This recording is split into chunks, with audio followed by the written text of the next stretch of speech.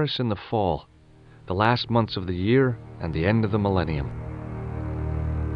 The city holds many memories for me, of cafes, of music, of love, and of death.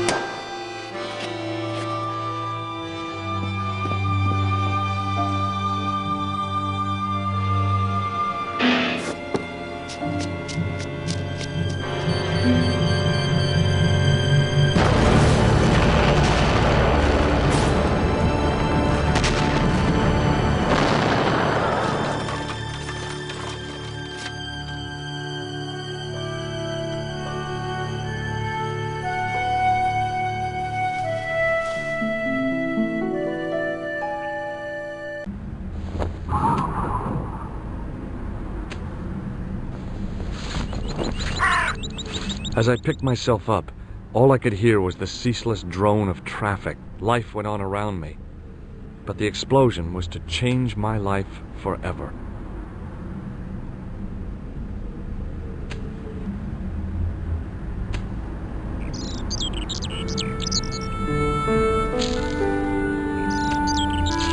The leading article referred to the visit of a Nobel Prize winner from some unpronounceable Eastern European state. That was the only news story. The rest was rumor, gossip, and sensationalism. Then I noticed the writing at the foot of the page. It read Salah ad-Din, 1345.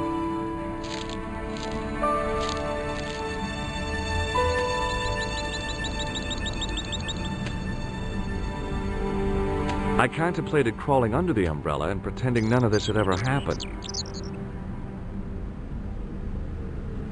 I considered climbing the lamppost, but it wasn't going to shed any light on the affair.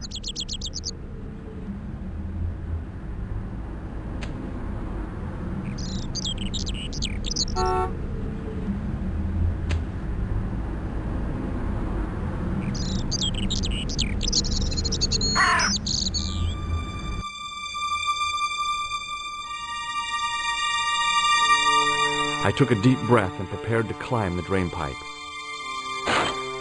I guess the clown hadn't escaped over the rooftops.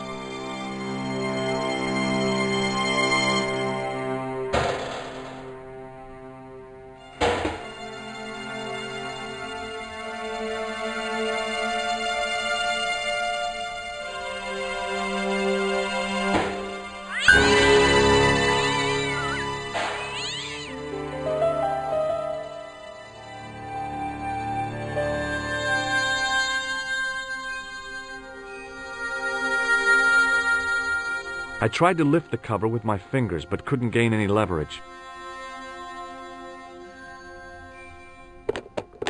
There was nothing of interest.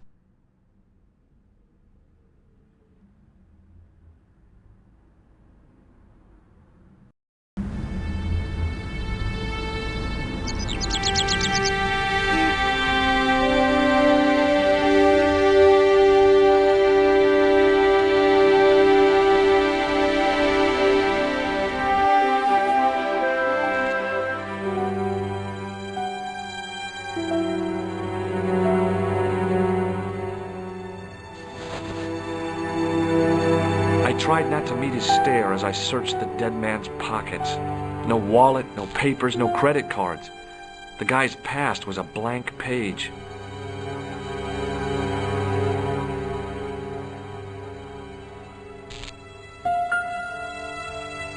I needed a stiff drink, but I hated the taste of brandy.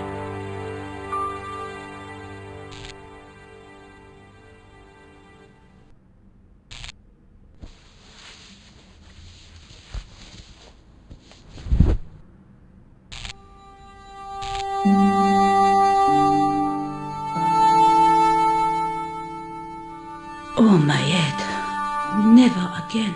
How much vodka did I drink? Oh, no, don't tell me. What is your name, Sherry? George Stobart, ma'am. Oh, American. She asked the question quite innocently, but I could sense her reserve. It was something which seemed to afflict all Europeans. You look like you could use a little help. I could use a little drink. I feel sick, dizzy, and bruised. I don't even remember the party. Just relax and take it easy. You've been knocked out. You don't say. What happened? There's been an explosion. You should try not to move. Are you a doctor?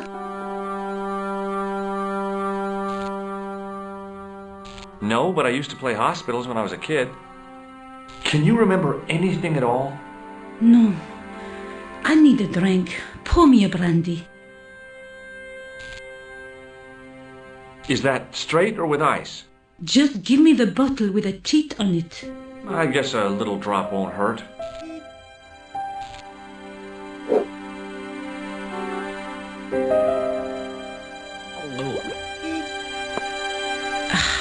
That's better. She knocked back the brandy as if it was water. I was glad I wasn't picking up the check. What about the old man? Is he dead? Yes, he is. Oh, mon Dieu. I've never seen a real-life corpse before, except for Grandmaman. That was different. She was family. Has he gone stiff? I shouldn't think so. He's only been dead a few minutes. Did you know the old man? No, monsieur. I never saw him before. Do you remember what happened when the clown entered? I remember that horrible tune he played all right. It was like a funeral dirge. I'd never liked accordion music either. Did this newspaper belong to the old gentleman? I don't know. Someone has scribbled a note on it. It reads, Salah ed-Din, 1345. Does that mean anything to you? No, monsieur, nothing. Did the clown speak to the old man? No, he just laughed at him. Then he grabbed the old man's briefcase and ran out of the door. Did you see what the old man had in his briefcase? No, he didn't open it. How did the old man behave?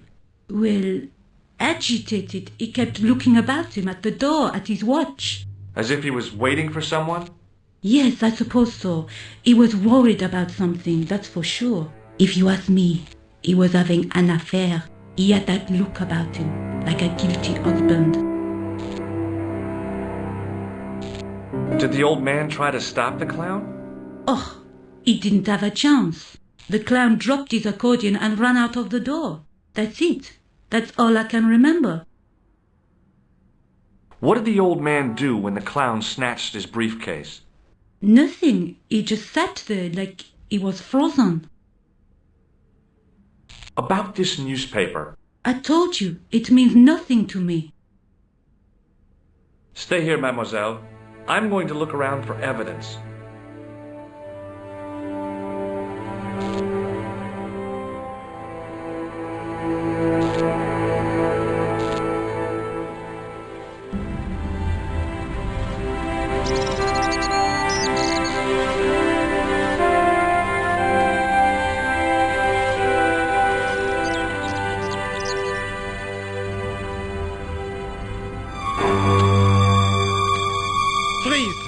Hold it, right there. Whoa, don't shoot. I'm innocent. I'm an American. Can't make up your mind, huh? I demand to see the American consul. Drop your weapons and get down on the ground. Put that thing away, Sergeant. Move. I apologize, monsieur, but I cannot permit you to leave. Am I under arrest? Ah, no, I would simply like to ask you some questions. En avant, to the café, marche.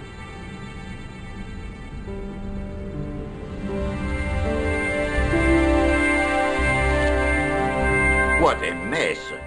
This bombing is an outrage, is it not? Stop that, monsieur. Stop holding your breath at once. Has it occurred to you that he may be dead, Mou? Oui, monsieur, but I prefer to look on the bright side. Besides, I recall a case where the killer escaped by feigning death. However, in this case, the man is quite dead. Clearly, the killer knew of his presence and... How many times have I warned you about premature extrapolation? All we know is that he is dead. It seemed reasonable to assume that... A great detective assumes nothing. Take Maigret, for instance. But he was a fictitious character, monsieur. Why, he was no more real than Poirot or Tintin. That's different, Mou. They were comedy Belgians. Anyway, it is unlikely that even you will learn much from talking to the dead. Examine the girl and take her statement, if you can.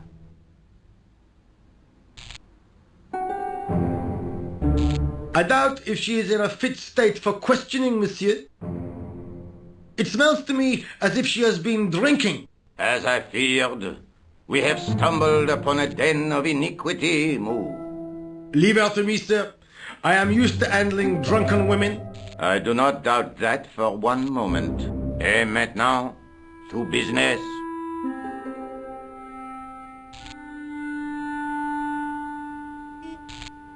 Your name, please? George Stobart. I'm from California. And what brings you to Paris, Monsieur Stobart? Travel. I'm touring Europe. You chose well. The city is most beautiful at this time of year, no? Yeah, I guess so, apart from the bomb blasts. Were you in the vicinity of the cafe at the time of the explosion? Yeah, I was sitting out on the sidewalk. I was lucky I wasn't killed. The inspector passed over my remark with no reaction. Did you see the deceased enter the cafe? Yes, I did. Was he alone? Yeah. And did he say anything to you? No, he was more interested in the waitress. Did you see anyone else in the cafe? Yeah, there was a guy dressed as a clown. He was carrying an accordion. An accordion? Bon, the picture is forming in my mind, and it is not a pretty one. Is the girl all right, Mou? She'll live if she survives the hangover. She doesn't remember seeing a clown, monsieur. That's odd, don't you think, monsieur? Who am I to believe, I wonder? Eh bien, I have heard enough. What do you mean? I am satisfied that you know nothing. You may leave. I hope this little incident does not spoil the rest of your vacation. What about my personal safety? Can't you at least give me some advice? What can I say? Stay alert and look out for suspicious characters. And don't cross the road until the little man shows green. Great advice. I honestly believe you are in no danger, monsieur. Should you remember anything of importance, please contact me. My card.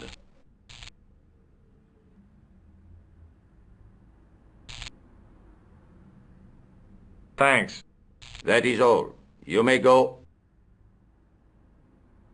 There's not much to go on, monsieur. On the surface, no. But what lurks inside the subconscious?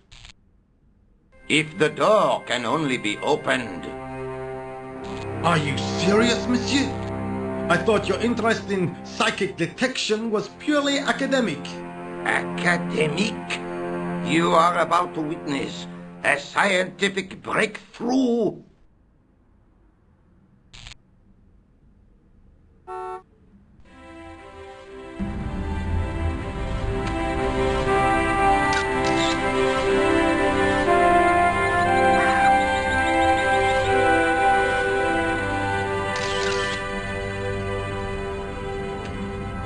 Excuse me, Sergeant. You heard the inspector. Go on, monsieur. I was one of the last people to see the victim alive, Sergeant. Does that worry you? Yes, it does. I feel I owe it to him to find his killer. That is best left to the authorities, monsieur. Did he speak to you? Tell you anything? No, he just grinned and nodded. Don't let it trouble you, monsieur. Go home and try to forget. I really did see the clown. He ran into the alley across the street. Did you follow him? I lost him. I figure he went underground. Do you know how many kilometers of sewers there are beneath this great city? It's not a question I've lost sleep over. I have no doubt that Inspector Rousseau will organize a proper search. Did you find the victim's briefcase yet? No, sir. The inspector gave me specific instructions to guard this door. Until he countermands these orders or backup arrives, here I stay. How did you and Rosso arrive at the scene of the explosion so quickly? You arrived within minutes. Was it a tip-off? Inspector Rousseau's sources are a perpetual mystery to me, monsieur. There are some who say he has made a pact with the devil. And what do you think? I think he is the devil. What is Rosso doing with that girl? He is giving her the once-over, as you Americans say. Huh? Once he gets his teeth into a case, nothing will shake him off. Was he serious about all that psycho-detective stuff? Of course. Inspector Rousseau is a pioneer and a visionary. His revolutionary methods, once perfected, may change the face of law enforcement forever. I can't see it taking off in L.A. Look, Sergeant, the inspector gave me his card. Yes, monsieur. He wants you to advise him if you have any information concerning this case. Well, I'd be glad to talk with him, but I don't want him working his psycho weirdness on me. Ah, no, monsieur. You are confusing the science of parapsychology with witchcraft. Oh, yeah? What's the difference? We don't do sacrifices. I found this in the street, Sergeant. That, monsieur, is a newspaper, no? There's a note written on it. Salah Eddin, 1345. Ah, so the meeting with the clown was planned. How do you make that out? The time of the explosion was between 1:30 and 2 o'clock, n'est-ce pas? I guess so. But what about the name? Aha! That stumped you, hasn't it? I have never been stumped, as you put it, in my life, monsieur. It is the name assumed by the clown, no? Salah Eddin the clown? I don't think so. See you later, Sergeant.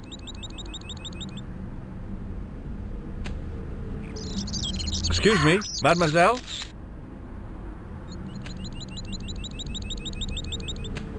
Hi, my name's George Stobart. Oh, an American by the sound of it. Yeah, that's right. On holiday in Paris. Some holiday, huh? You were here when the bomb went off? Sure was. Sat right out front of the cafe. Did you notice a middle-aged man, maybe 60, with an hat and overcoat? I couldn't believe it. She hadn't even asked how I was feeling. Yeah, he went inside just before the bomb exploded. You weren't related to him, were you? Oh no, nothing like that. I am Nicole Collard from La Liberté. What's that, some kind of nightclub? No, it is a newspaper. You're a reporter? I'm a freelance photojournalist. Say, you could interview me about the bombing. You know, an eyewitness account. Minutes after the outrage that shook the whole of Paris. You know, real-life drama, human interest, that kind of stuff. I'll just stick to the facts, thank you. Did you see who planted the bomb? I know it sounds crazy, but he was dressed like a clown. Oh God, it's him again. Have you met the clown before? It's a long story. I have plenty of time. I don't. Who's the guy you were supposed to meet? His name was Planter. I didn't know him, but he called me last night. He said he had a story which would interest me. He asked me to meet him at the cafe. I guess I'll never know what he wanted to tell me. Not unless you have Rosso's gift for psychic interrogation. Why won't you tell me about this clown? Why do you want to get involved? Because he almost killed me. Isn't that reason enough? I guess so. Listen, I'll give you my phone number.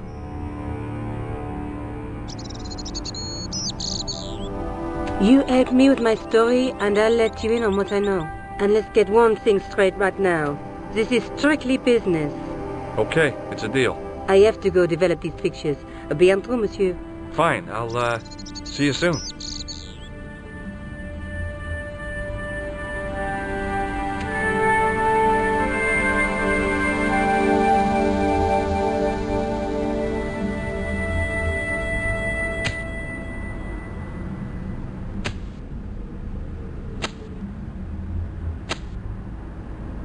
There was nothing inside the tent except a large toolbox.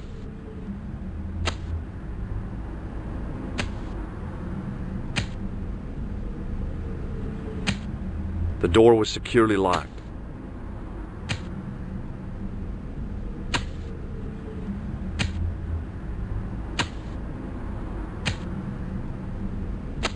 Hi, can you spare a few minutes?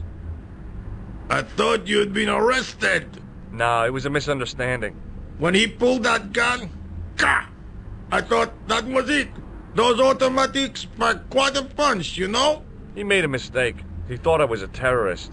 You? A terrorist? Ha! He was only doing his duty, I guess. Did you see an old guy with a briefcase? Wait, silly old coot. Do you know what he said to me?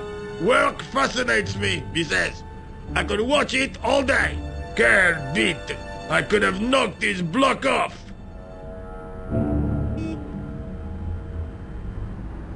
Did you see a clown come by this way? A clown? Like in a circus? Yeah, with makeup and a big red nose. Huh! Those guys are funny, aren't they? Not in my experience. I love the circus, especially the horses. You haven't answered my question. Have you seen a clown? You think I've got time to watch everyone who passes by? Some of us have to work for a living. Look, I know you're busy, but surely you'd have noticed a clown. I told you already. I didn't see a thing. He was wearing multicolored baggy trousers and makeup. He'd be a poor sort of clown if he didn't. Listen, I have to find that clown. He's a killer. Say, who are you anyhow? A cop? No, of course not. I mean, do I look like a cop? I guess not. How do you know this guy's a killer? Did you see him in action? Didn't you hear the explosion? The cafe was blown up. I wondered what that bang was. Any bodies? Yeah, an old man was killed. Merde. I didn't think it was that serious. What about the waitress? Oh, she's fine. Thank the saints. Did you recognize the old man? No.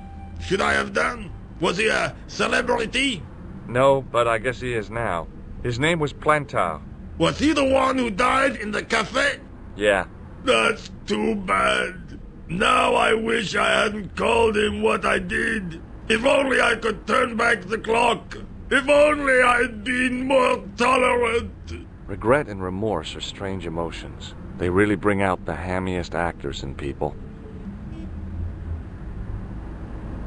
Would you like to read my newspaper? I haven't got time to read that. Can't you see I'm busy? You could read it on your lunch break. 10 minutes is all I get. And if my boss had his way, I wouldn't get that. He'd have me on a drip, so I didn't have to stop to eat. Oh, take the newspaper and quit complaining.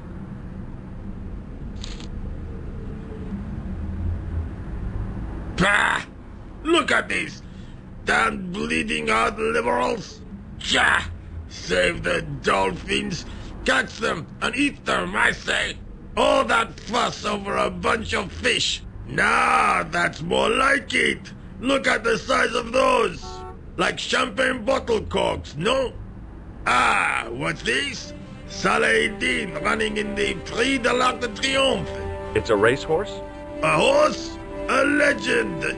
Bucephalus reborn, mon ami. Like a streak of lightning, she is.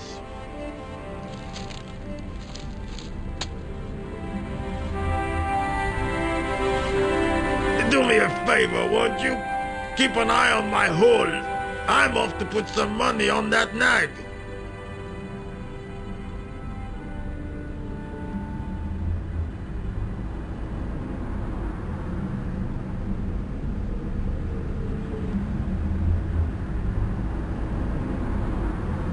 There was nothing inside the tent except a large toolbox.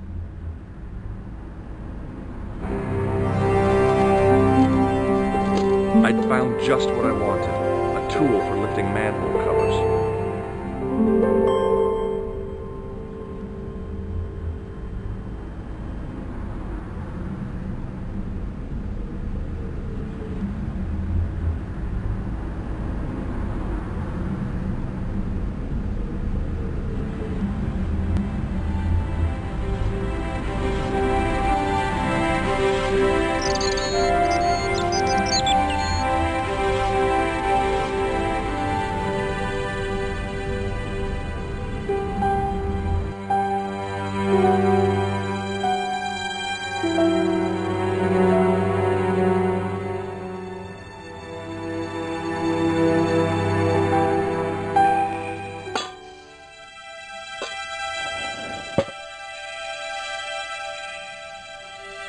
I lifted the cover to reveal what smelt like the entrance to a sewer.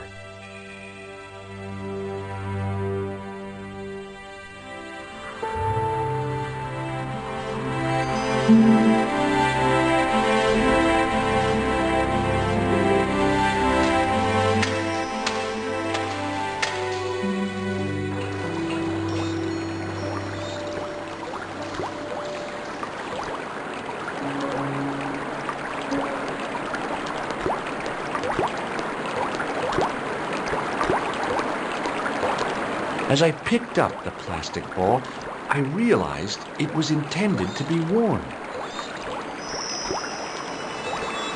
It was the clown's red nose.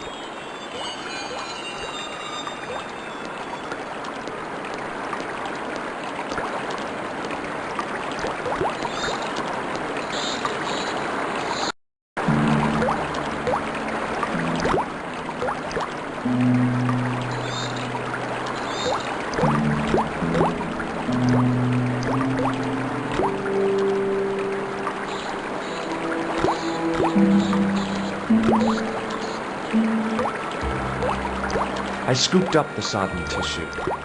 It was cold and greasy, like breakfast leftovers.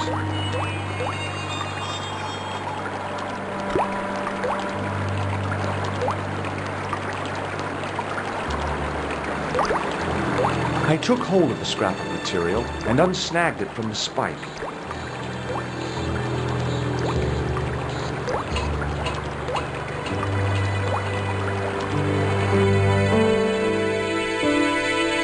Hi there. Hold it right there, you sewer rat. I knew you'd come back. And now I've got you. What are you talking about? You're trespassing. Come out of there, immediately. That's what I'm trying to do. Give me your hand. Ha! You won't catch me with tricks like that. Keep your distance, monsieur. Okay, okay. Now, what were you looking for? I was looking for a clown. Huh, ridiculous. Do you really expect me to believe that? He planted a bomb in the cafe and blew it up. What? The cafe? Blown up? Mon Dieu, that is awful.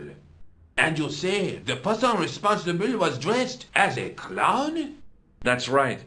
He blew up the cafe, escaped into the sewer, changed his clothes, and came up here.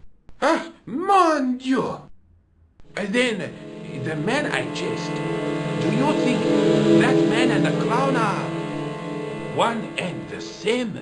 Well, yes, it had crossed my mind. Ah, that still does not explain what you were doing down the sewer. For all I know, you are in league with him. Oh no, I'm just a tourist. Most tourists are content with the Eiffel Tower, the Louvre, or the Pigalle. I didn't realize my waste pipes were such an attraction.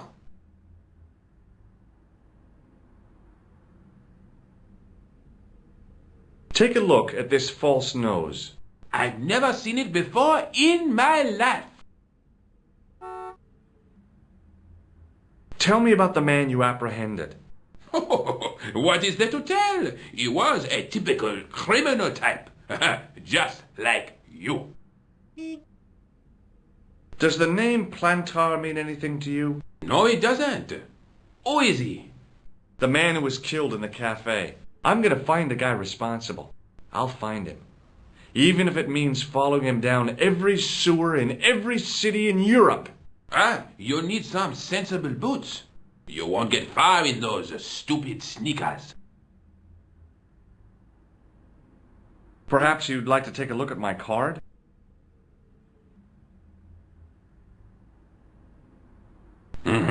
What is this? Inspector Augustin Rousseau? What does that say? Hominoid Division? A homicide. I think the ink's smudged. Then you are not a tourist. Okay, I'm not. I lied to you. And I'm sorry. Don't apologize, monsieur. You know, I had a feeling there was something different about you. It is your posture, your poise. Oh, yes. There is no mistaking the bearing of a disciplined man. And I should know. I was in the army, you know. When I was your age, I was fighting for my life in the African desert. How can I help you, Inspector? Let's start over from the beginning and tell it just like it was. Tell me about the man you apprehended. He was a mean one, monsieur. He grabbed me in an arm lock, his face suddenly next to mine. His grip was like iron, but he did not know what he was up against. Oh no, he made a big mistake when he took on one of the desert hyenas. Yes, I get the picture. Does the name Plantar mean anything to you? No, it doesn't. Do you know the waitress at the cafe? So you don't want to hear about my experiences in the desert? I fought to make this country what it is today. I'm sure you did, but I'm a little short of time. Do you know the waitress at the cafe? You can't suspect her, surely. Just answer the question, please. Yes, I know her. Quite well, you could say. She came to work at the cafe 6, 7 months ago. I look forward all week to the relief she gives me when she visits. Really? So you'd miss her if she wasn't there? Oh, mais oui! Who else would I find to cut my toenails? Was the guy you saw carrying a briefcase? Why, yes, he was. Clutched in his arms like a baby. That belonged to his victim. Oh, what do you think was in it? Drugs? Stolen jewels? I don't know, but the killer thought it was worth a man's life. Nothing is worth that, monsieur.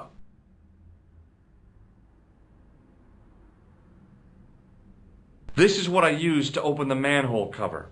I have one just the same as that, monsieur. I will fetch it if you like. No, don't bother. Oh, it is no bother, monsieur. Nah, forget it. Just trying to be helpful, monsieur. Does this piece of material mean anything to you? That is the same cloth as the jacket I found. I'd recognize that pattern anywhere. This is the material from the jacket you found, right? Yes, monsieur. Without a doubt. What does this tissue mean to you? Nothing, monsieur. It's disgusting. What on earth possessed you to show it to me? Someone has emptied their nostrils into it. Take a look at this false nose. Aha! That looks like a clown's nose to me. Precisely. He must have dropped it in his panic. Unless he wanted you to find it. Why would he want to do that? To put you off the scent. Now, about the jacket you found. Do you have it here? No, monsieur. One of the sleeves was badly torn, so I sent it for repair. A pity, because otherwise it was a fine piece of quality tailoring. It had the tailor's name inside on the label. Where did you send the jacket? I gave it to an itinerant Romani seamstress. Just my luck. Was there anything in the jacket pockets? Not a sou. You know what I think? Do tell me. He changed out of the clown suit and cunningly disguised himself as an ordinary person. Looks like I'm up against a mastermind. What was the name on the label? It was a foreign name. Todrick, I think. Did you get the address? There wasn't one, monsieur. Only a telephone number. Well, I don't expect you to remember a phone number you've only seen once. 74 98 08 59. You're kidding. That's his phone number? Yes, that's it. A little secret number that I learned in the desert. I was taught the technique by a Tuareg shaman. That's incredible. It comes in handy at the supermarket checkout. Do I get a reward? Honesty, monsieur, is its own reward. Then I'm glad I do not rely on honesty to pay the bills. I have to be going. Thanks to your help, the citizens of Paris can sleep a little easier tonight. Raymond, I was only doing my duty, monsieur. Good luck, Inspector. I hope you catch that killer soon. I'll let you out.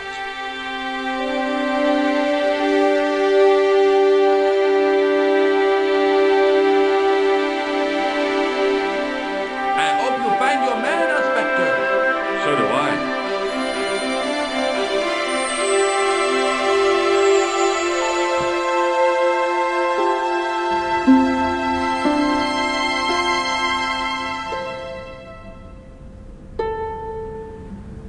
The toolbox didn't contain anything else I needed.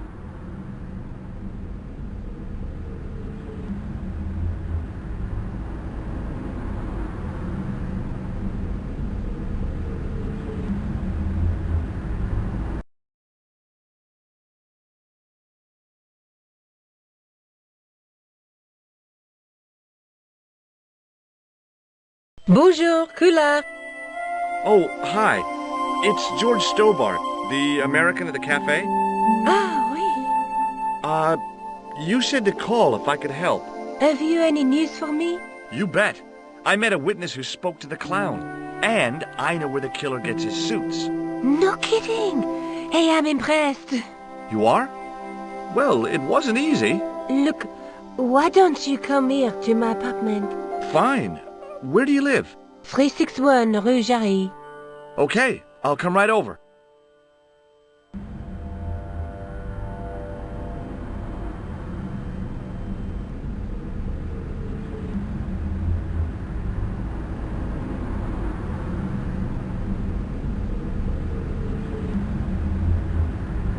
The toolbox didn't contain anything else I needed. It was a metal rod with a handle at one end and a short crosspiece at the other.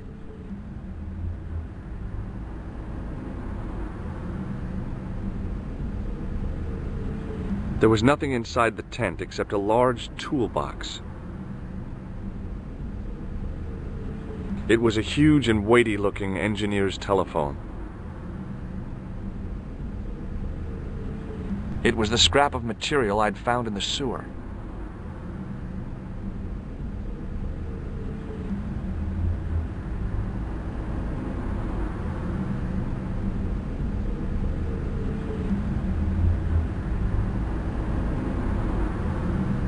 It was a battered metal toolbox.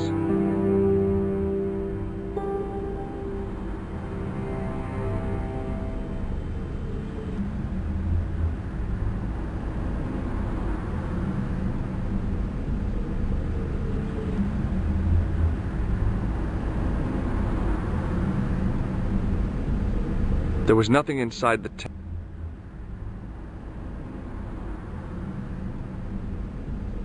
It was a battered metal toolbox. The tool...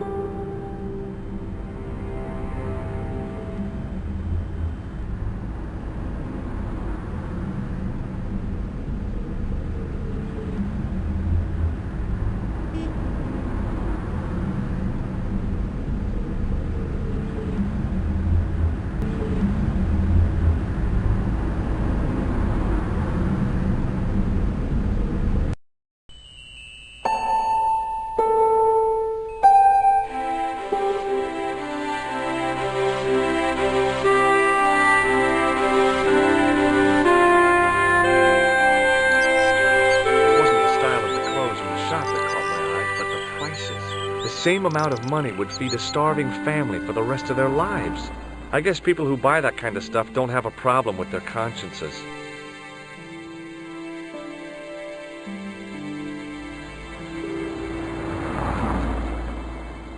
The window was full of overpriced clothes for overprivileged women.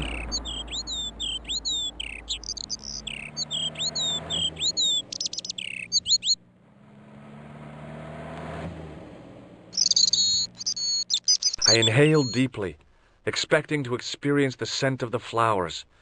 What I got was traffic fumes.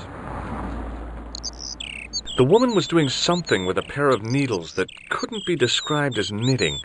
She was a cheery old soul, the kind you'd walk across the street to avoid. Oh, hi. Bonjour, monsieur. Would you like me to foretell your future? No thanks. I'm very good, and it only takes a minute. Thanks all the same, but I'm not superstitious. Besides, if it only takes a minute, that's not much of a future to look forward to.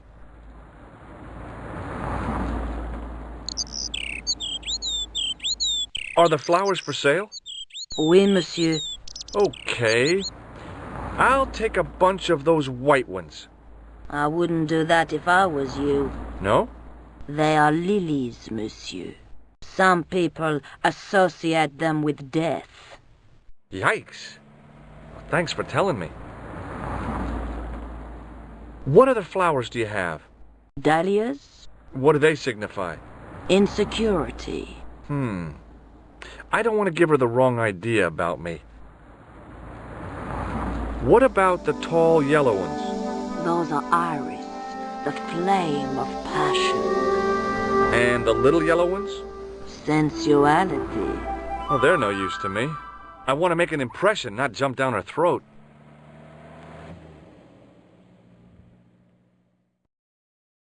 I've changed my mind. Will you tell my fortune? You're going on a long journey. My, oh my. What a surprise. Can you tell me anything I don't already know? 10 francs, please, my dear. 10 francs? That's a ripoff. Please yourself. How does this fortune-telling routine work? If I knew that, I wouldn't be selling flowers for a living. Haven't you ever wondered why you were blessed with the gift? Well, it's a bit like satellite television, I suppose. Some of us are born with a built-in receiver dish. I just happen to be one of the lucky ones. Can you really foretell the future? Only time will tell, monsieur. The strange thing is, I can't seem to see myself in the future. Other people, I have no problem. But when I try to see what might happen to me, nothing. That must be scary. Maybe. I figure it's a kind of natural safety mechanism. Either that, or I don't have a future. Do you know a young woman called Nicole Collard? Yes, I do. She lives upstairs from me, in the apartment block across the street. The door isn't locked, but you'll need to give it a gentle nudge. It sticks, you see, because of the damp. The landlord said he'd fixed it before winter sets in. He's been saying that for 3 years. How long has Mademoiselle Collard lived here? A few months. She's in for a shock when the cold weather comes. Drafty windows, insufficient heating, it's a struggle to keep warm. The only reason I stay is because the rent is cheap. Your young lady, she deserves better. I thought Mademoiselle Collard was a successful photographer. Not as successful as she makes out for all her fine clothes. Oh, I've heard her crying herself to sleep at night. That's awful. Now don't you let on that I've told you. She's proud, that one. Too proud, if you ask me. See you later. That's right, monsieur. You will.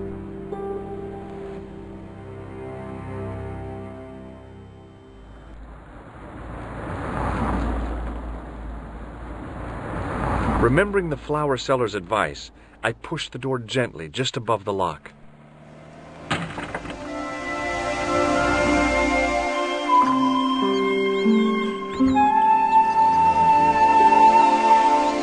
Bonjour. I'm glad you could make it, monsieur. Please, call me George. Fine. I'm Nicole. Take a seat, George.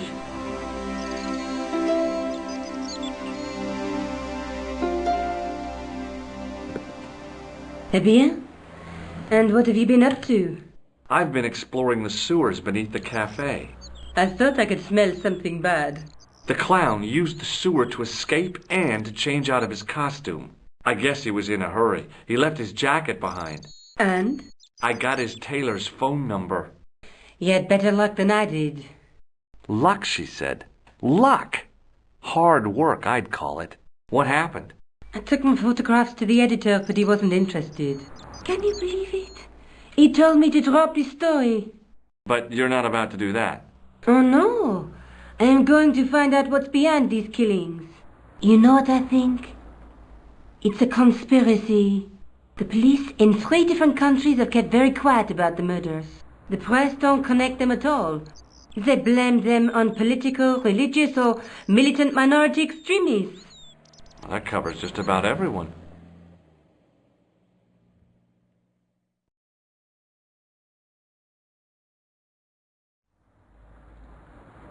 You speak very good English for a French girl. Thanks. You speak very good English from America.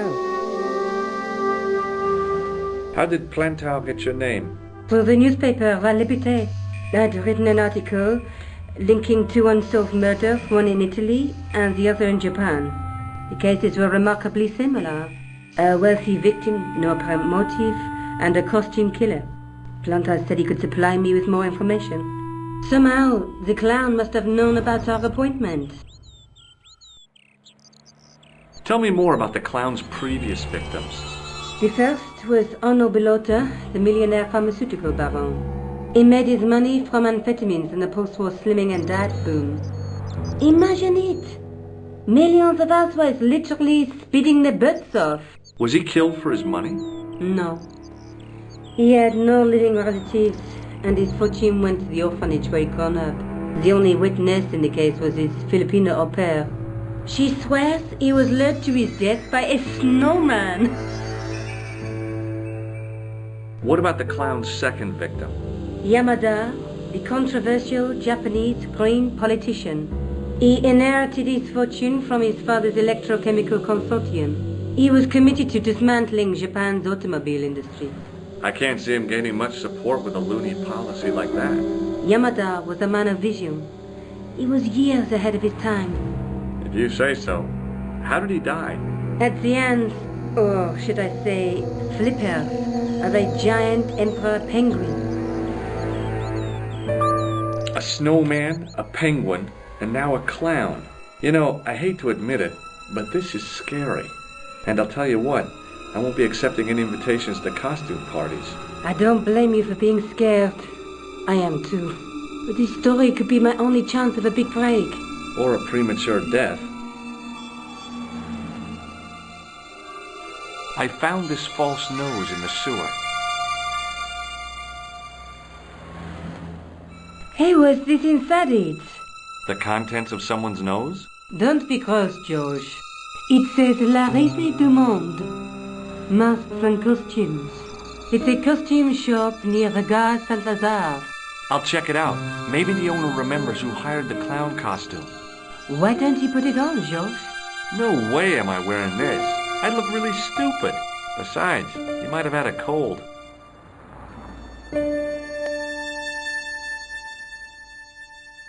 This is the tool I used to get into the sewers. Fascinating, George. You're not interested, are you? Oh, of course I am. I think it was very brave of you to go down those sewers. Yeah? Well, it was kind of scary, but, well, I had a job to do. I found a piece of material near the cafe.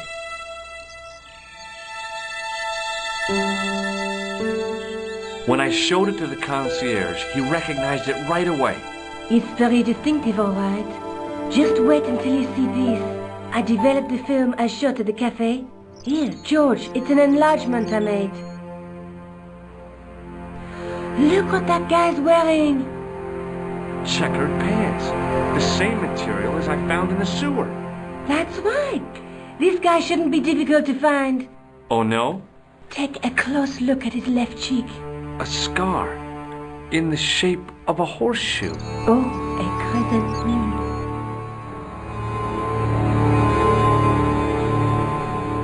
I found this tissue down the sewer. Oh, that's disgusting, George. I think the stuff on it is grease paint, like actors use. Or clowns. It's still disgusting. Get rid of it. Tell me more about yourself. Oh, there is not much to tell. Well, how did you get into photography? I guess I owe that to my father. He bought my first camera. I was 8 and my parents had just split up. Did you live with your father? Yes, my mother went off with her new boyfriend. I don't mind. Papa was all I needed. 4 years later, he died in a plane crash. Ah, I'm sorry. Well, it's all right. I don't mind talking about him. He was more like an older brother, really, always joking and laughing. Papa always wanted I should study art. That's why I went to college. Did you learn about photography at college? Oh, God, no. I couldn't afford the materials. We were billed for everything we used, paint, canvas, paper. Most of my year turned to minimalism. It was cheaper. I used to go poaching in the park for squirrel hair. The only time I wasn't hungry was the time I did printing.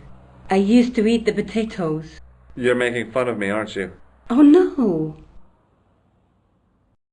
Do you have a boyfriend? That's none of your business. How come you enlarged this photograph of me? Because I noticed the guy behind you, of course.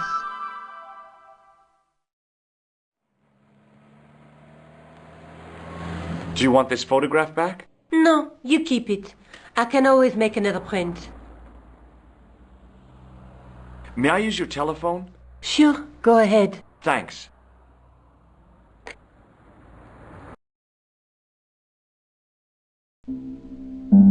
Hello? Who is this? Hi, my name's George Stobart.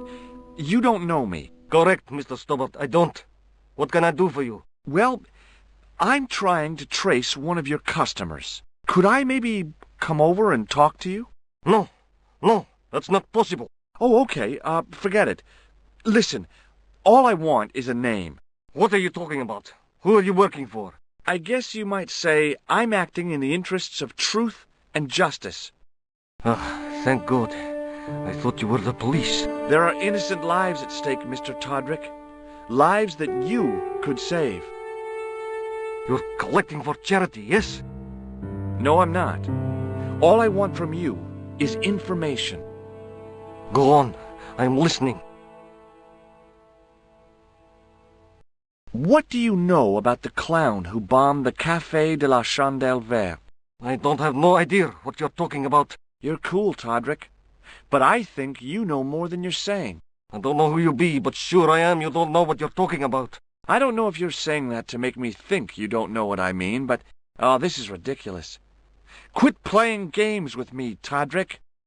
I tell you, I know nothing about no clown. Did you make a suit for a man with a scar on his face? A scar in the shape of a crescent moon? Maybe. Maybe not. Tell me where I can find him and I'll leave you alone. And if I don't? I won't leave you alone. I can't tell you anything unless you give me his name. Do you know a guy called Plantar? No, I never heard of him. Did you know that one of your customers was a part-time clown? If a guy feels happy with a funny nose and custard down his pants, what's the problem? Shall I tell you what happened to Plantar? How he was killed in cold blood? I told you, I never heard of Plantar. I expect Plantar's a family man, don't you? In their little apartment, Madame Plantar is cooking the supper, listening for the familiar sound of her husband's key in the door. Junior is waiting for his daddy to come home from work. He can't wait to show him the merit marks he earned in school today. Only tonight, Monsieur Plantar won't be coming home. You forgot the puppy. Huh? The faithful puppy dog, waiting for the sound of his master's voice. Well, maybe they don't have a dog. What do you think? I don't know Plantar. I never heard of Plantar. None of this has anything to do with me. Do you know where I can find the guy with the scar? I told you. Without a name, I can't help you. Thanks for nothing, Todrick.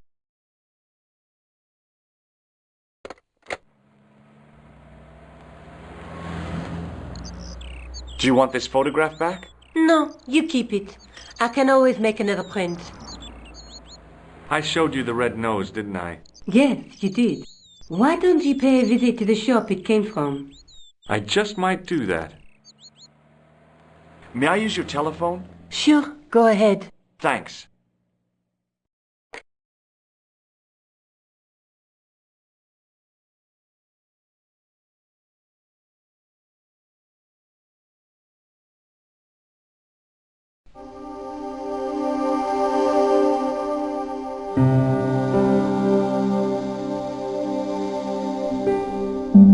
Hello? Who is... Mr. Todd. Oh, Do you know where I can find the guy with... I told you. Thanks for nothing.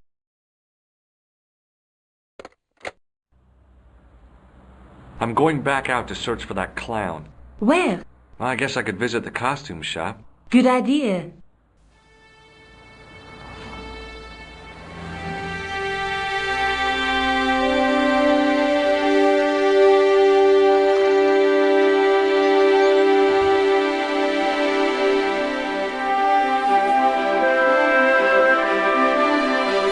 Nico's photograph of the man we suspected of killing Plantar.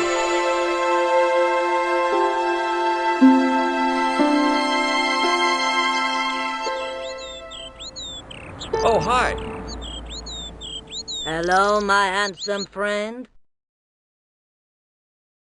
Do you recognize the man in this photograph? What a hunk. He's a killer. I can see that. His eyes say it all.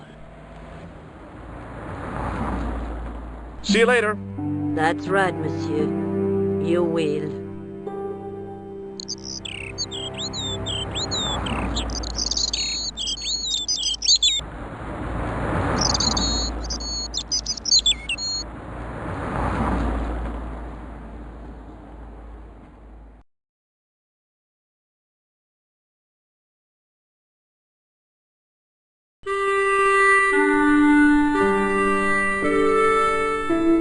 The dummy wore a traditional Pierrot costume.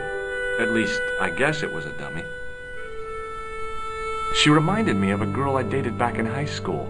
Come to think of it, the dummy had more personality.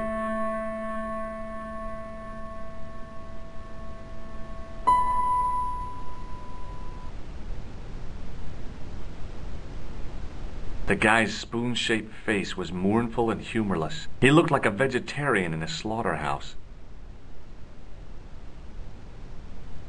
Excuse me? Bonjour, monsieur. Please, come in.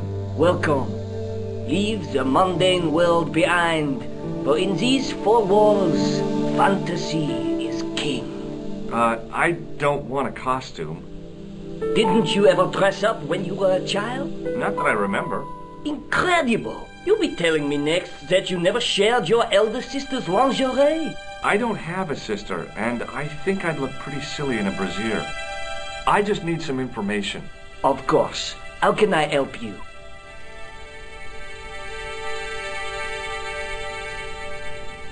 Have you heard of a man named Plantile? I do not recall anyone of that name. I'm looking for a man who hired a clown costume from you. Oui, monsieur. I do not see how I can help. Don't you keep a record of costumes that you've rented out? Of course, monsieur, but... Well, then, I'd like to check your records. Give me the names of everyone who's rented a clown suit. Impossible. There are too many. The clown I'm looking for is a cold-blooded killer. Give me his name, and I'll see he's brought to justice. I'd help you if I could, but you can't expect me to remember all my customers. You see, the clown costume is our most popular line, monsieur. On average, we hire out more than 30 clown suits a week. You'll have to give me more to go by. A description, perhaps? Do you want this red nose back? Not after it's been worn, thank you. Do you want this red nose back? Not after it's been worn, thank you. Do you recognize this man? Ah oui, he was here this morning.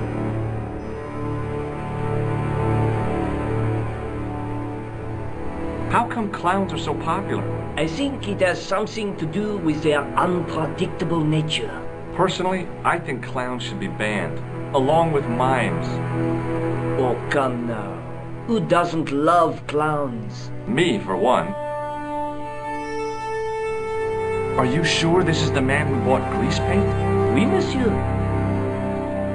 Are you sure this is the man who bought grease paint? Oui, monsieur. Do you want this red nose back? Not after it's been worn, thank you. Does this dirty tissue mean anything to you? Let me smell that.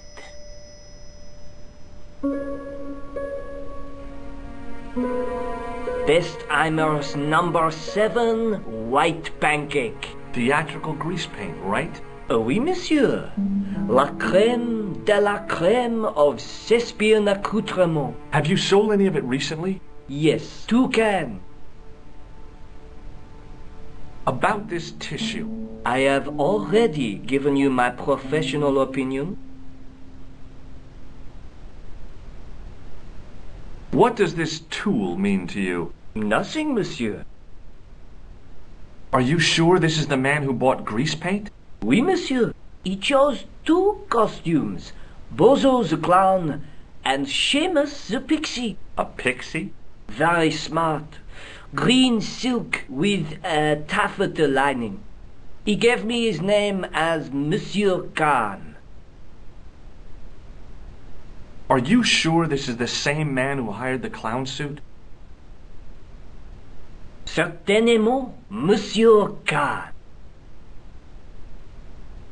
Do you want this red nose back? Not after it's been worn, thank you. Thanks for your help, buddy. My pleasure, monsieur. Allow me to shake you by the hand. Huh?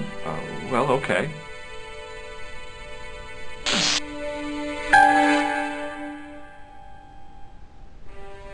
What are you trying to do, kill me?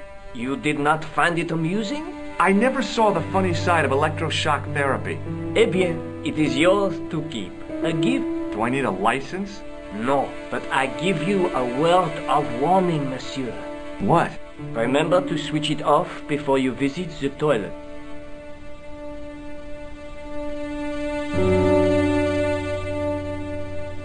It was the shake and shock buzzer I'd been given by the man in the costume shop.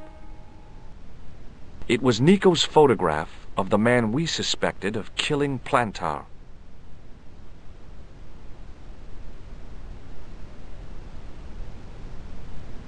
Excuse me?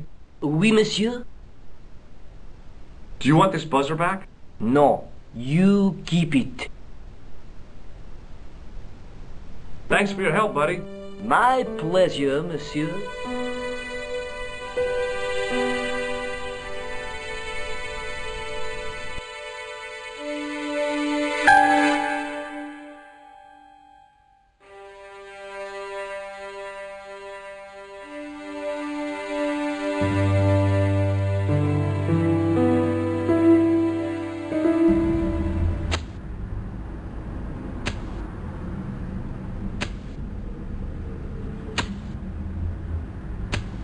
Hi. You're the guy who gave me the tip, aren't you? Huh? The racehorse. Salahedin. Oh, yeah, but... I put every franc I had on that horse. Listen, My lifetime savings, next month's rent, everything. Oh, God. She won by 3 lengths. I'm a rich man.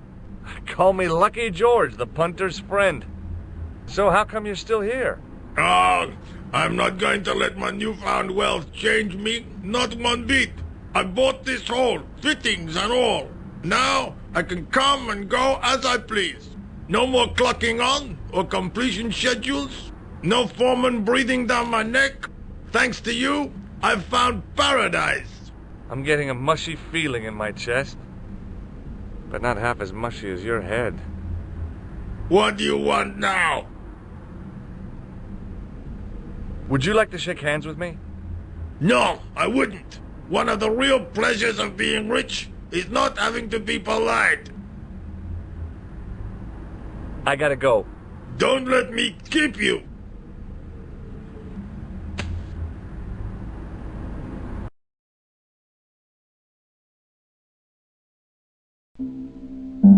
Hello? Who is this? It's George Stobart again. What now? I found out the name of the guy I'm looking for. Is that so? Yeah, it's Khan. You know who I'm talking about, don't you? Yes, I delivered the suit to his hotel. The Hotel Ubu. I don't remember the room number. It was upstairs. The second room on the right-hand side of the corridor. Thanks, Todrick. That's all I wanted to know. Now I've got you, Mr. Clown.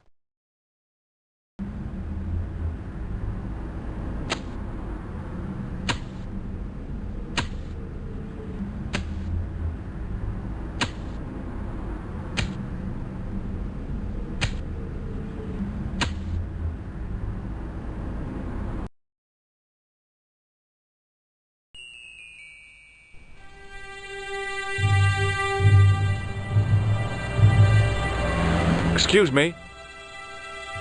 Yes? Do you know a man by the name of Khan? No, I don't. It's very important I get to see him, and I told you, I don't know it. I'm looking for a clown. Are you trying to be funny? No, I really am looking for a clown. There are no clowns here except you. Have you heard of a guy called Plantar? No, that name means nothing to me. Do you recognize the guy in this photograph? No, I never saw him. Will you shake my hand? Are you joking? Who knows where it has been? Forget it. The guy looked just like a weasel. The man looked like an amiable Bigfoot. Excuse me? Yeah? Have you seen a guy dressed as a clown? No, I ain't. Don't tell me I missed him. Oh, that's too bad. I love the clowns, don't you? I've seen daytime television that was funnier. I love it when the little guys get hurt. That figures. Custard pies, hose pipe down the pants, then smack! A plank in the kisser. You ever meet a guy called Plantar? No, I ain't. You missed your chance. If you're quick, you'll catch him at the coroner's. Do you happen to know a guy named Khan? That ain't nobody I know. I'm sorry to be a burden on your brain. Shake my hand. Nah. Oh, rats. Do you recognize the guy in this photograph? Is this a trick question? No, I simply asked if you recognized him. Okay then. Nope, I don't. See you later. Not if you see me first.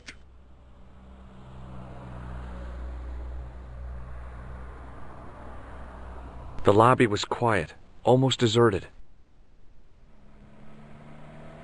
The sign listed the price of rooms, and boy, were they expensive. The killer must have been earning a fat wad to pay for accommodation like this.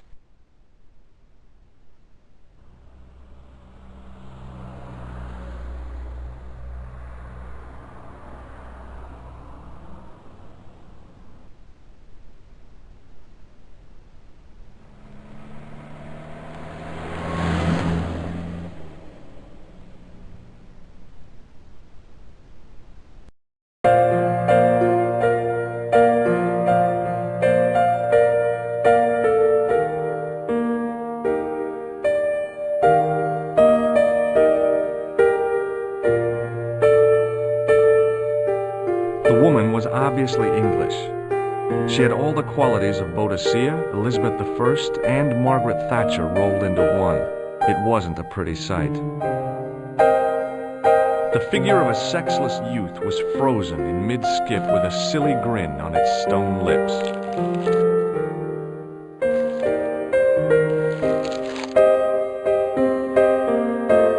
I recognized the guy.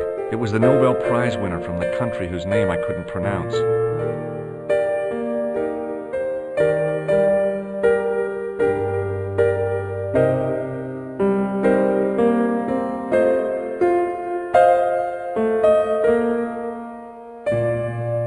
The clerk wore a disdainful expression, like he'd been born with it.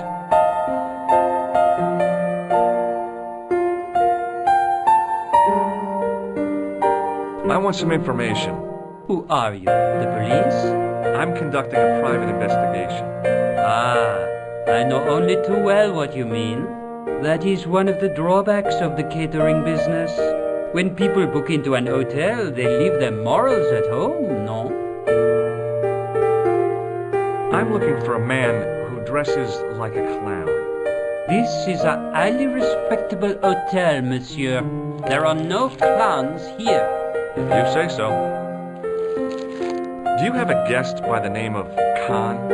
No, monsieur. Perhaps you would care to check the register. Do you know a man named Plantar? No, monsieur. The man who calls himself Khan has a scar on his left cheek. Vraiment? I tell you, I do not know a man named Khan. Maybe not, but I noticed a change in his expression when I mentioned the scar. Do you recognize the man in this photograph? Yes, monsieur. That man is one of our guests. What name? I cannot tell you that. Can you tell me which room the man in the photograph has taken? Oh, no, monsieur. That information is confidential. Hey, shake my hand. I'd rather not, monsieur. I'm still sore from the shock administered by one of the guests. He was secretly concealing an electrical device in the palm of his hand. Practical jokes are so puerile, don't you think? Oh, yeah, sure. Thanks for your help, buddy. It was the register of guests staying at the hotel. There was no one registered under the name of Khan, but the name in the book for room 22 was Merlin.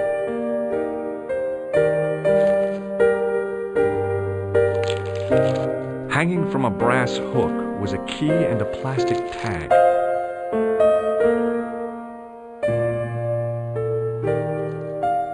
Excusez-moi, monsieur. What?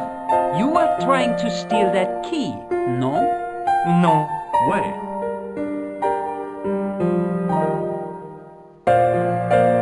What now, monsieur? About the key hanging on the hook over there.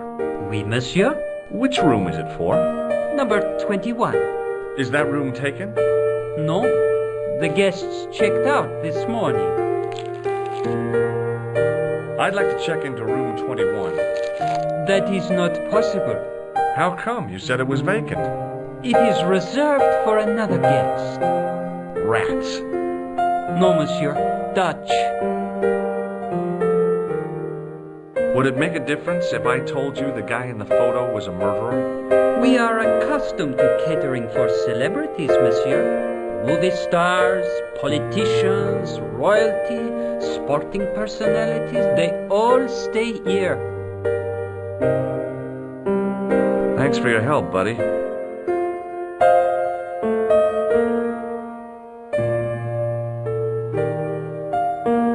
Excuse me, didn't I see your picture in the news? You're that Nobel Prize winner from some unpronounceable Eastern European state. Yes, that is me, in person. I don't want to worry you, but have you had any threats on your life? You know, mysterious phone calls, letters made up of headlines cut from the newspaper. I don't know what you're talking about. Have you seen a clown? I beg your pardon? The clown. A guy in funny pants. Have you seen him? My pants are from Inclot, Marks and Spencer. They are a pleasure and a comfort to wear, with much support. I'm real glad to hear that. You know, it's good to know you Nobel Prize winners are human too. In my country, the people make do with string and egg cartoons. For pants? For everything. Oppression is the mother of ingenuity. Do you know a guy called Plantow? I don't know anybody in Paris. Oh, well, this guy's dead anyhow. Why do you ask me about dead men? I have seen enough of death to last me a lifetime. I'm, sure you have. Do you recognize this man? He calls himself Khan. Yes, I know this man. Why do you carry his photograph? I'm a private detective. What's your interest in Khan? He is an enemy of my people. You know he's a killer. Of course, amongst other things. Would you help me investigate Khan? That is not possible. My instructions are to observe. I cannot jeopardize my position as an honored guest of this country's government. What does this clown's nose suggest to you? In my country, we have no use for clowns. I'm glad to hear it. They were dealt with most severely in the last cultural cleansing. What about the mimes? Did you get them too? All gone.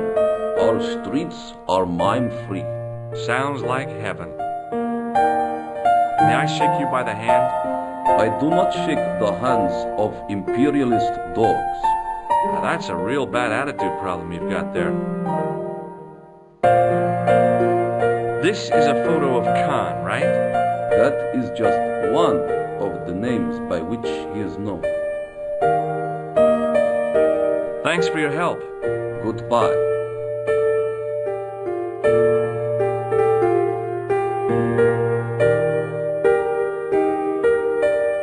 Hi there, ma'am. Well, hello. What can I do for you? I'm looking for a man. You disappoint me, my dear. For one foolish moment I thought... But never mind.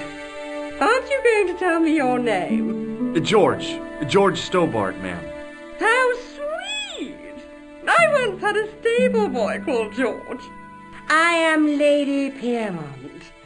The common reaction is to kneel and stutter, but it's not obligatory. A real lady? I mean, you're an honest-to-God aristocrat? Oh, I don't know about that. Few of my ancestors are honest, not even to God. I can trace my family back to the Normans, but don't let that intimidate you, George. Beneath that impressive pedigree, I'm just flesh and blood. The blood may be blue, but the flesh is the plump beef of old England, so to speak. You appear distracted, George. Is there any way I can help you? Are you here in Paris on vacation? No, darling, I'm on holiday. I needed to get away after Algy's funeral. I didn't realize you were mourning the loss of a loved one. I'm not. He was my husband. I'm sorry to hear about your husband's death. You wouldn't be if you knew him, my dear. It gave me the opportunity to take a well-deserved holiday. Daphne suggested a change of scenery. Paris, she said. A wild romance is just what you need to take your mind off the inquest. Well, the closest I came to romance was being wooed by a drunken Breton chef. I must say I was disappointed with his coq au vin. Not at all what I was expecting. I was thinking of cutting my holiday short, packing my bags and heading back to Hempstead. That was until last night. I'm looking for a murderer. Good heavens! You're a private detective. That's correct, ma'am. What's the term you Americans use? It's on the tip of my tongue. I believe what you're thinking of is Dick. Precisely. What happened to you last night? I was stricken, Mr. Stobart. Cupid's arrow has cleft my bosom. They couldn't really miss. It was just as I'd always imagined it should be. The intimacy of candlelight, romantic music tinkling across the room, and then the stranger's glance. Those brooding eyes, that suave manner, those tight trousers. He was the man I'd been waiting for all my life. I'm glad he finally turned up after all these years. Ah, but it wasn't to be. He was merely toying with my affections. And if I ever catch up with him, he's dead. Who was the guy who led you on? His name is Merlin. Have you come across a man who calls himself Khan? I am familiar with only one person named Khan. Genghis Khan, the legendary Mongol barbarian chieftain? No, darling. Kevin. Kevin Khan? I never heard of him. I'd be most surprised if you had, darling. He's a pharmacist in Hemel Hempstead. Organises fundraising for the Rotarians. Lovely man. Does he have a scar on his cheek? I really wouldn't know, sweetie. Did you know there's a gangster out front? What makes you think he's a gangster? The Italian suit and the bulge in his pocket? I know plenty of men with Italian suits and bulges in their pockets. That doesn't necessarily make them gangsters. Do you recognize the man in this photograph? My God, it's him! That's Merlin! She represented everything I loved about the English. The lady was totally deranged. Merlin? You mean King Arthur's wizard? Good heavens, no! Monsieur Merlin is a fellow guest. He's the man I've been telling you about. That's the man who spurned me. The man you know as Merlin is a fake. What do you mean, sweetie? He's a murderer. He also uses the name Khan. I am shocked, Mr. Stobart. Shaken. I took him to be a gentleman, a man of honour. Do you know, I'd rather like to assist you in stitching him up. When did you last see Merlin? It was no more than an hour ago. He came downstairs and spoke to that clerk chappie. Something passed hands. I couldn't see what exactly. A briefcase? No, smaller than that. A bundle of papers, perhaps. The clerk put it in the hotel safe and Merlin went out. Are you sure you saw Merlin putting documents in the safe? Yes, darling. Positive. I wonder what they were. Obviously something of great importance. Yeah. I'd sure like to get my hands on whatever it is. I'll bet they had something to do with Plantar's briefcase. Has Merlin returned to the hotel? No, he hasn't. Are you going to search his room? If I could get in there, I would. Would you like to shake my hand, ma'am? Now, George, there's no need to be so formal. We met as tourists, and I want to keep it that way, despite the enormous social gulf between us. Would you distract the clerk while I borrow a key? Are you asking me to aid you in a criminal act, darling? Oh, no. It's the key to an empty room. And why, may I ask, do you wish to gain access to an empty room? Do you plan to squat? No, ma'am. Scouts honour? I was never in the Boy Scouts, ma'am. Oh, you should have been. What were your parents thinking of? It's a fine way for a boy to get licked into shape. Now tell me, why do you want to get into that room? I'm hoping it's the key to Merlin's room. Well, how can I refuse? I shouldn't think my feminine charms would be much use in this case, but a good dose of English arrogance might do the trick.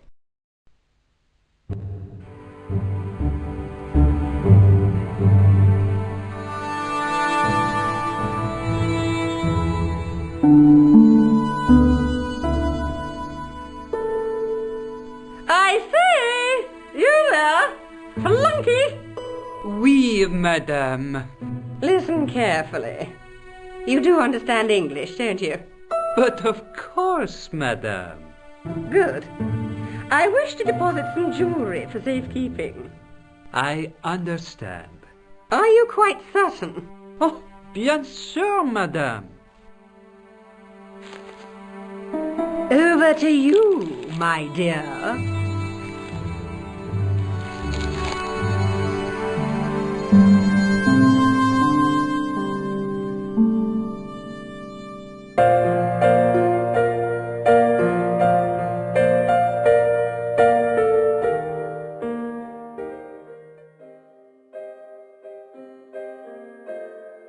The sign on the door read 21.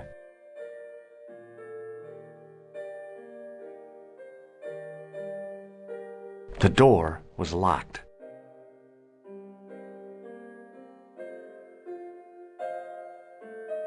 Maybe it wasn't the right room, but this was the right key.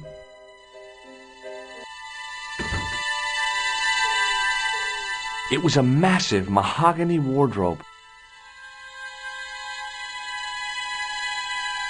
A cabinet stood beside the bed.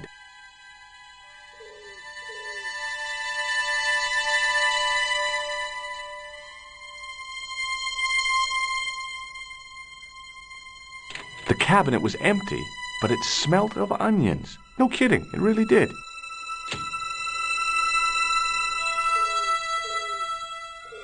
The window looked out over a narrow alley surrounded by high walls.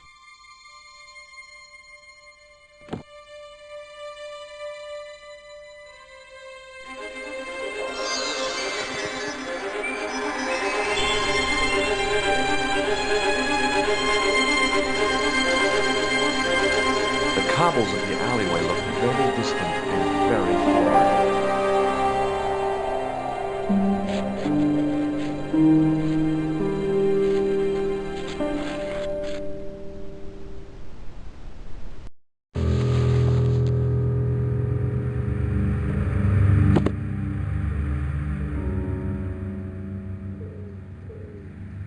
The cabinet had no drawers, just a single door.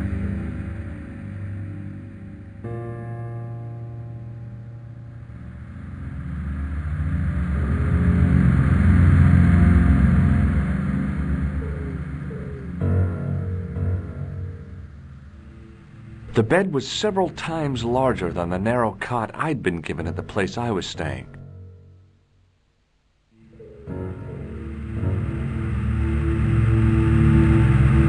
The bed was freshly made, and the crisp white sheets told me nothing about the killer's habits.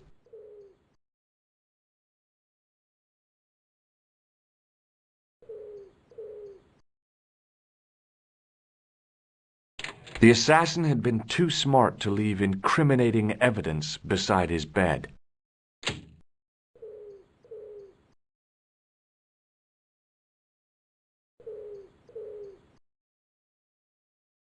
There was nothing in the pockets of the pants.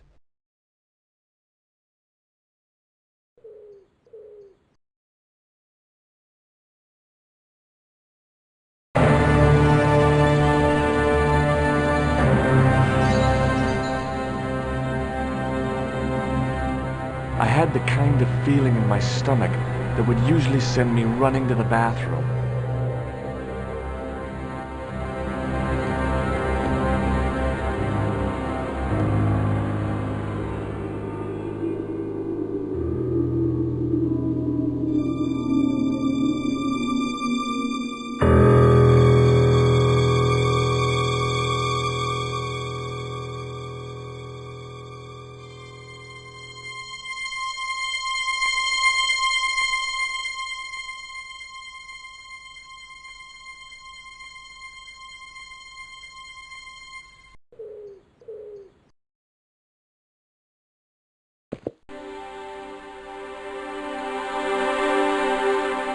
The closet was a solid, impressive piece of antique furniture. The pants matched the jacket which the killer had lost in Paris.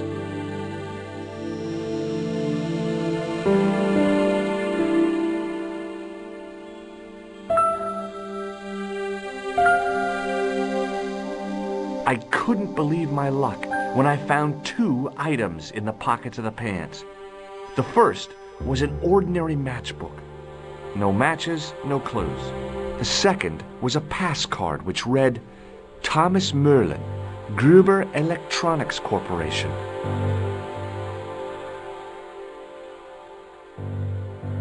There was nothing else in the pockets of the killer's pants.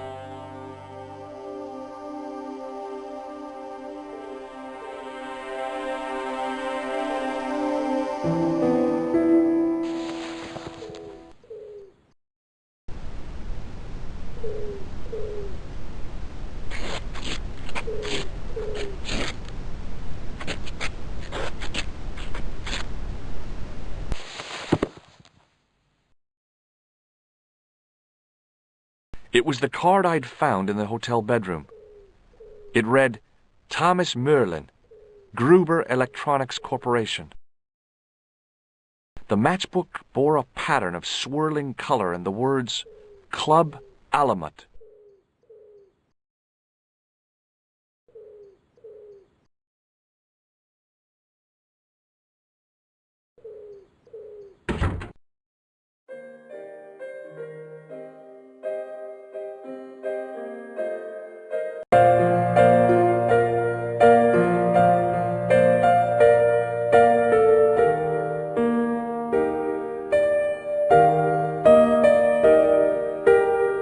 There was no one registered under the name of Khan, but the name in the book for room 22 was Merlin.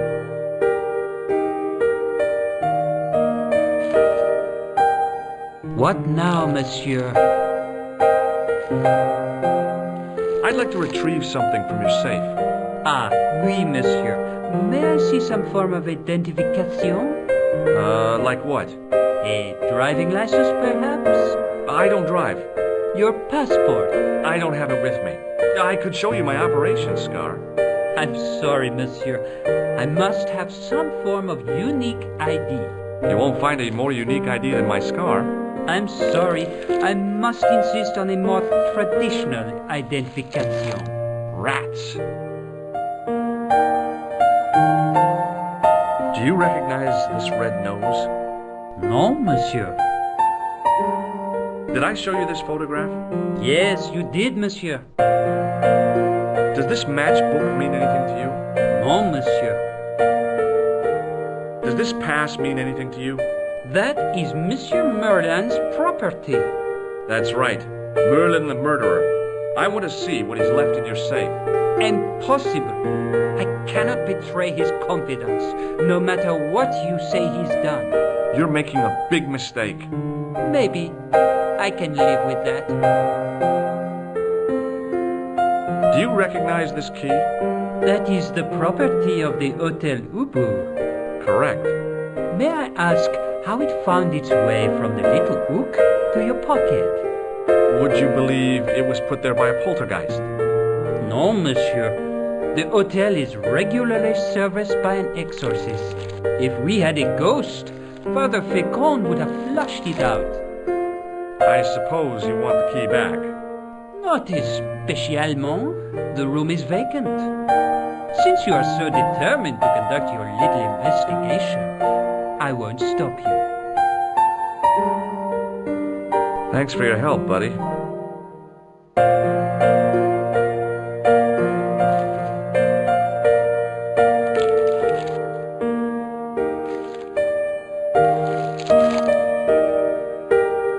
Hi, ma'am. Hello, George. What can I do for you now? I found this matchbook in Merlin's bedroom. It came from the Club Alamut. It might be useful to find out if that club is in Paris, George. I got the key. Thanks for your help, ma'am. I found this pass in Merlin's room. So, that deceitful little man is passing himself off as an electrician, is he? Uh-huh. This guy probably has a million faces. I showed the pass to the clerk, hoping he'd give me Merlin's papers. But he wouldn't buy it. He's too scared. I'll give him something to be scared of. Follow me, George!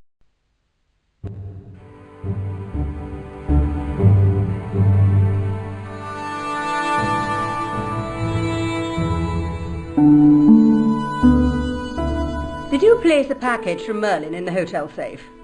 I did, madame. And did my friend here show you Merlin's identification? Indeed he did, but... What's the problem? He isn't Merlin. A mere academic detail. Give him the package. But that is against the law. I happen to be a justice of the peace, you silly man. I am the law. If he tries anything, shoot him, George. My pleasure, Lady Piermont. One moment, please.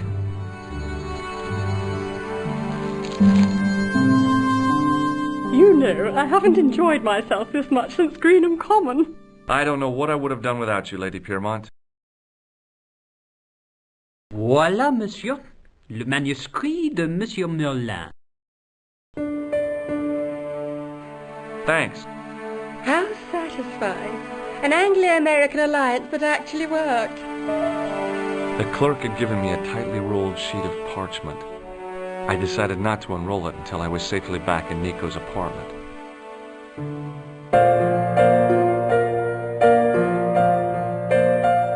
It was the ancient manuscript which Khan had stolen from Plantow.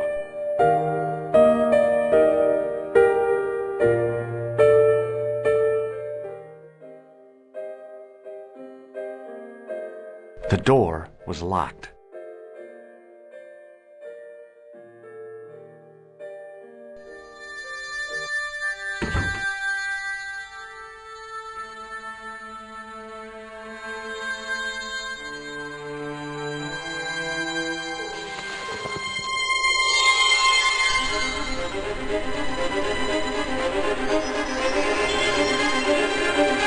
I knew this was no way to treat an ancient manuscript, but I couldn't let it fall into the hands of the greedy waiting outside.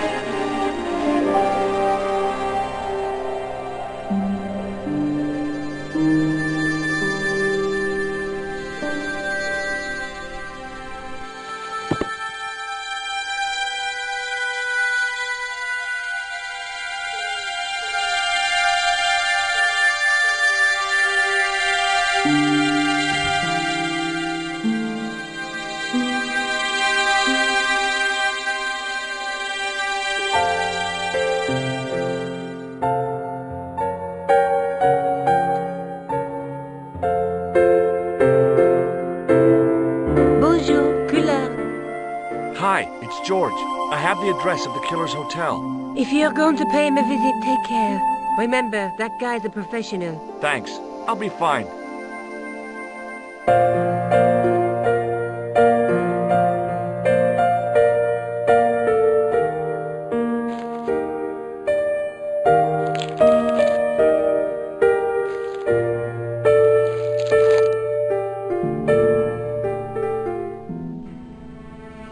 Just a minute, monsieur. What's your problem? No problem, if you cooperate.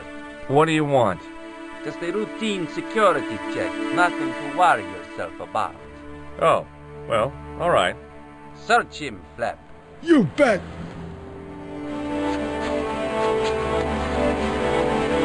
Hey, knock it off. Get off, you big ape. Nothing, Guido. Zilch! Our apologies, monsieur. What? I had to report you to the authorities. Round here, we are the authorities. You want I should break his arms? No. Let him go, Flap.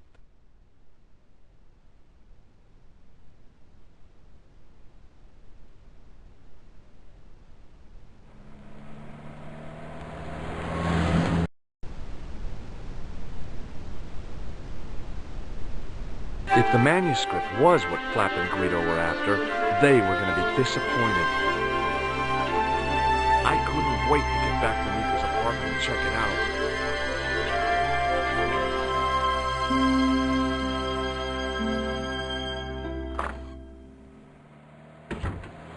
You're just not going to believe what I've found. It's not another part of the clown's costume, is it?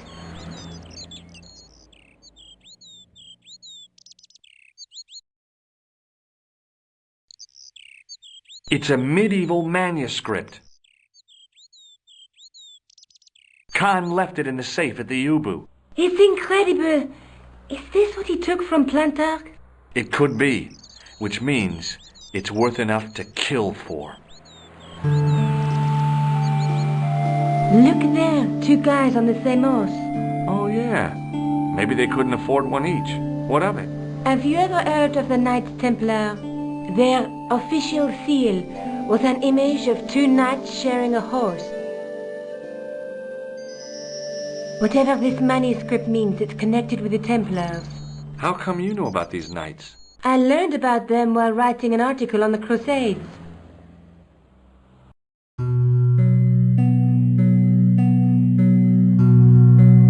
This guy, named Hughes de Payen, arrived one day at the court of King of Jerusalem. He offered to protect the Christian pilgrims from the displaced Muslim armies. The king would be able to guarantee safe transit to Christians in the Holy Land. Safer journeys meant more pilgrims, and pilgrims meant trade and wealth. The Templars proved invaluable to the king as a mercenary army. It was said that they never asked how many the enemy numbered, just where they were. And as the years went by, the Templars grew in wealth and numbers. They were so rich, even kings came to them for loans. But at the height of their power, they fell foul of the King of France. He rounded them up and turned them over to the Inquisition. Thousands of Templars were subject to torture and confessed to heresy. Of course, at the hands of the Inquisition, there wasn't much they wouldn't confess to. The last Grand Master Jacques de Molay was burned alive. But the treasure of the Knights Templar was never found.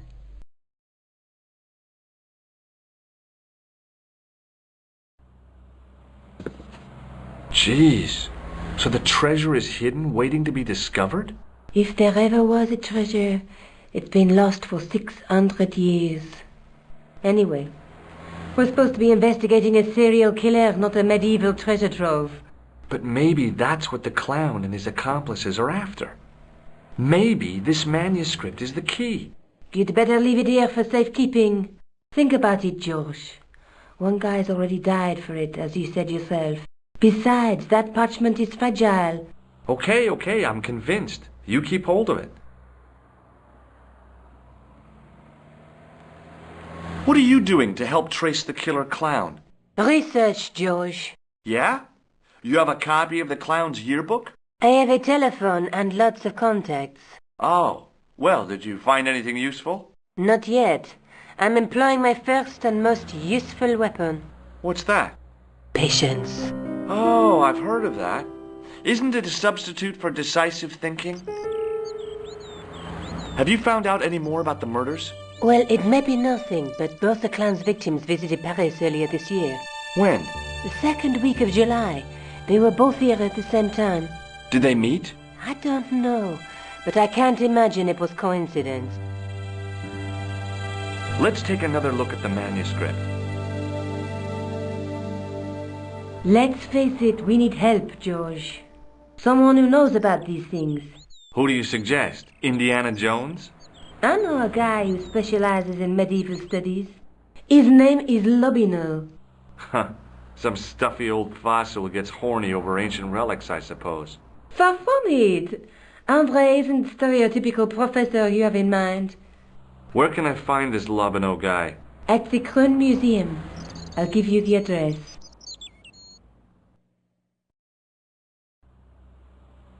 There's a woman looking at her reflection in a mirror, but the reflection has 3 hideous faces. She reminds me of the wicked queen in Snow White.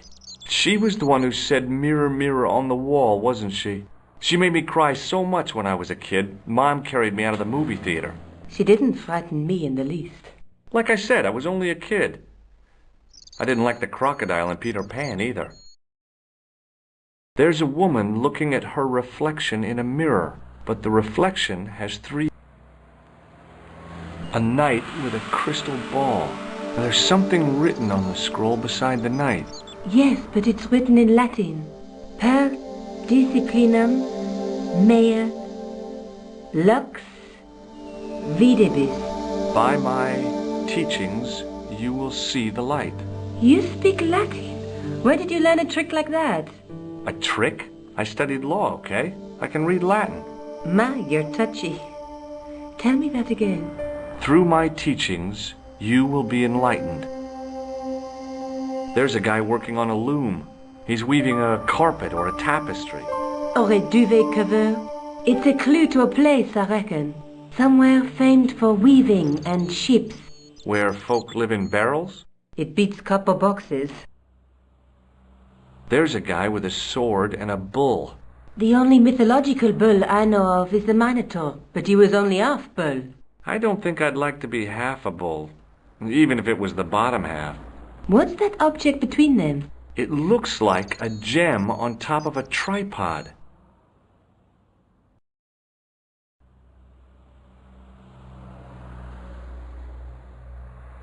Do you want this photograph back? No, you keep. I found this in the killer's room. What is it, a credit card? ID, Thomas Merlin, of the Gruber Electronics Corporation. Never heard of him or the company. I found this matchbook in the killer's hotel room. It's from the Club Alamut. Never heard of it. Is there anything written inside it? No, what were you expecting? If this was a movie, there'd be a clue, a name or an address. That's no use. There aren't even any matches in it. Oh well, I'll keep it as a souvenir. The guy at the novelty shop gave me this. What is it? A hand buzzer. You put it in your hand and give people electric shocks. Why? It's a gag, a practical joke. If you ever use it on me, I'll break your arm. Okay. I get the picture. Are you sure you've never heard of Thomas Merlin? Positive. Let's take another look at the manuscript.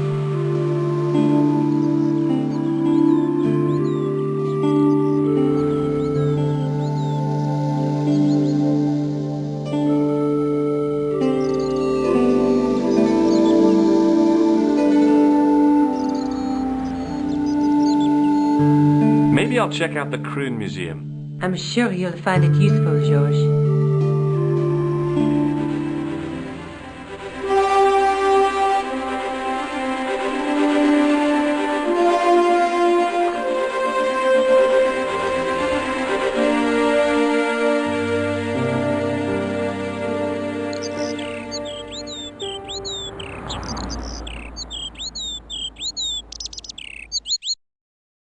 Oh, hi. Hello, my handsome friend. Would you like to shake my hand? No, I wouldn't. I can see the future, remember? Does this matchbook mean anything to you? No, but I can tell you one thing. There's no such place as the Club Alamut in Paris. Can you tell me anything about this security pass? I can tell it doesn't belong to you. How come? Give me some credit. If you're an electrician, I'll eat my antirhinums. You're a remarkably talented lady. See you later. That's right, monsieur. You will.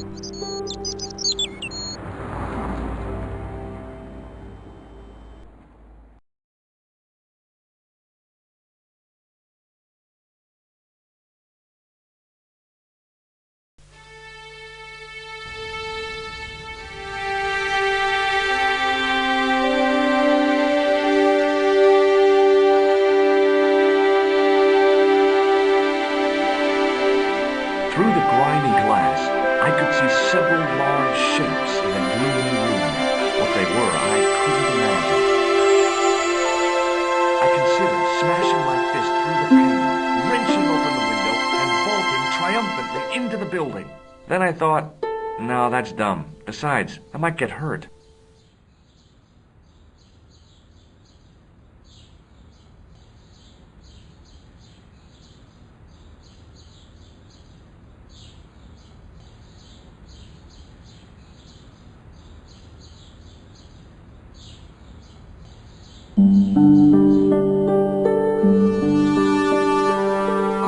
The attendant had an air of self-importance and the kind of steely eyes that never seemed to blink.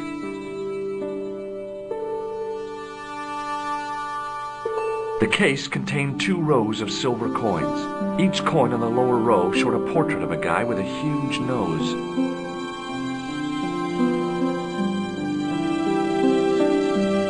In the case was a spindly tripod, blackened with age and pitted with rust. It was identical to the tripod pictured on the manuscript. A notice identified it as 15th century from Western Ireland. It had been found in Loch Marn at the site of a Knights Templar preceptory. Ireland! What's that? This tripod was found in Ireland. I will have to ask you to keep your voice down. I'm sorry, I was excited. As I reached toward the display case, a shrill piping filled the air. I froze, then tried to get myself together and act nonchalantly. Hey, no! No, monsieur. No. What's wrong? You must not handle the exhibits. I'm sorry. The case contained the tripod shown on the manuscript.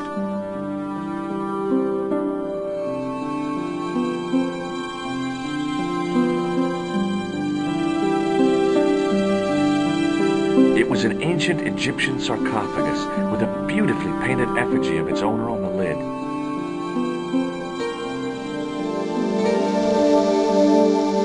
Leave it alone.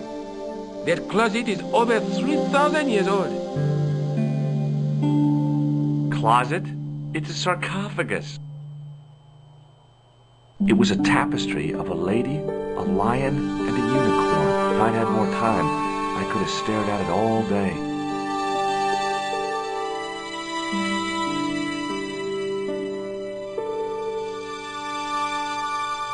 The case contained the tripod shown on the manuscript. Pardon me? Oui, monsieur? Are you Lobineau? Oh, no. Fancy you mistaking me for him. No, I am the deputy custodian. But Lobineau does work here. Work? I wouldn't go so far as to call it that. He studies here most days, but as you can see for yourself, not today.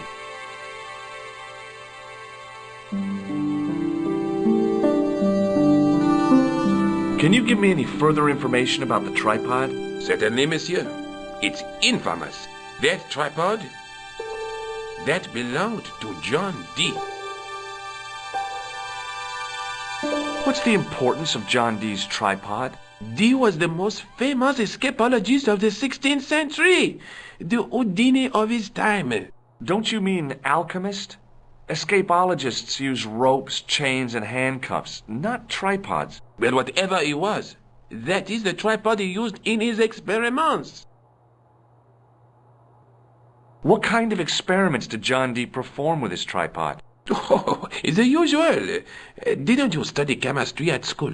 Yeah, but we skipped over thaumatology. Can I take a closer look at the tripod? What? Get it out of the case? Ah, no! That tripod is protected by a sophisticated surveillance system. How sophisticated? A painfully loud alarm bell. How is the alarm bell triggered? By the slightest pressure on or movement of any part of the case wherein that tripod is situated. It strikes me that to call your alarm system sophisticated is, well, stretching the truth a little. It has never failed yet.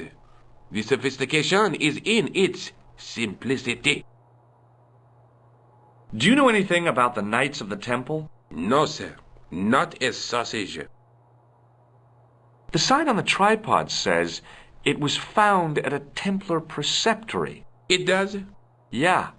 It doesn't mention John Dee at all. Most remiss. You don't know anything about the tripod, do you? No, I don't. I never had much of a start in life, you see. I owe what little education I gained to my uncle. He was an optician, but he also doubled as the village school teacher. He taught me the alphabet. Well, 19 letters of it. The bottom row of the chart was too small even for him to read, so he left them out. Why don't you start over and enroll for adult education? You know, I never thought of that. Do you think If I studied hard and did all my homework, I could be a professor of history. At your age? Dream on. Do you know anything about medieval manuscripts? Not me, monsieur. I am no scholar, though people often mistake me for one. It is the uniform, I guess. They see the clothes. They are impressed. And they ask you to park their cars? They ask me to park the... No. They assume I am an authority on the exhibits in my care. Whereas you know next to nothing about history. Of course not. All I am saying is, I am no scholar. Not like Monsieur Lobineau. What can you tell me about the collection of coins? A rare example of silver coinage from the reign of Philippe le Bel. That little old lay buried for centuries in a field on the outskirts of Paris. They're unique. Nothing like them has been found anywhere else in Europe. Who was Philippe le Bel? You don't know? Philippe IV, the King of France. Wasn't he the guy who wiped out the Knights Templar? I have no idea, monsieur. All I know is he was King of France. I don't even know why he was called Philippe le Bel. Do you recognize the man in this photograph? No, monsieur. Is there any reason why I should? I guess not. Would you like to shake my hand? Not while I'm on duty, monsieur. Thanks for your help.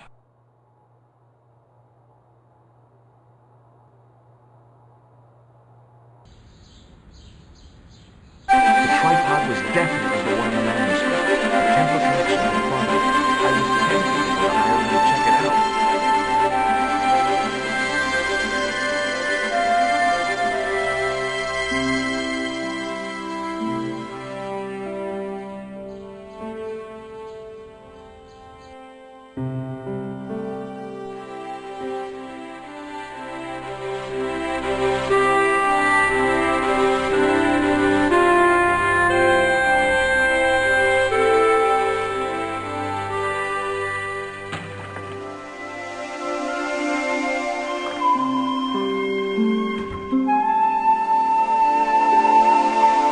Hi, Jules.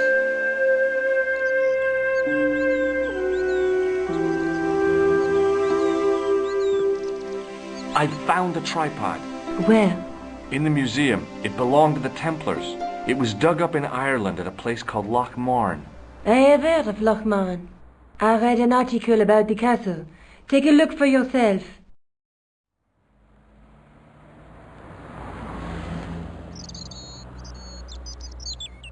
A popular gossip magazine? You read that rubbish? No, I write it.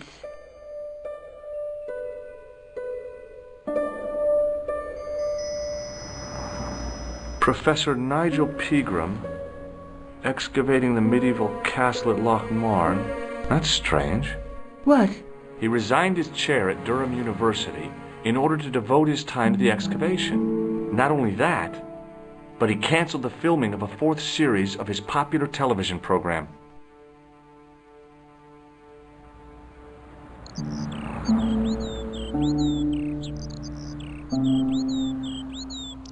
This site at Loch Marne must be awful important to him. He's a professor of history. They're all cuckoo. All the same, I'd like to talk to this Professor Pegram. How do you feel about a trip to Ireland?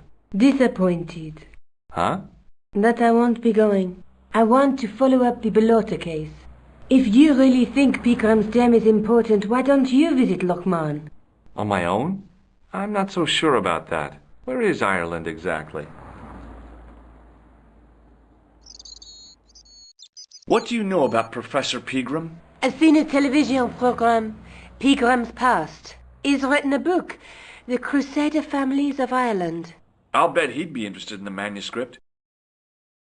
Let's take another look at the manuscript.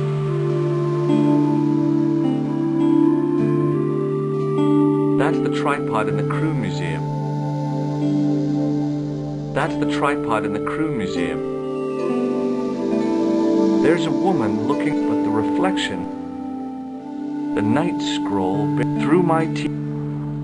There's a guy working on a loom. There's a guy with a... Between them is a gem support...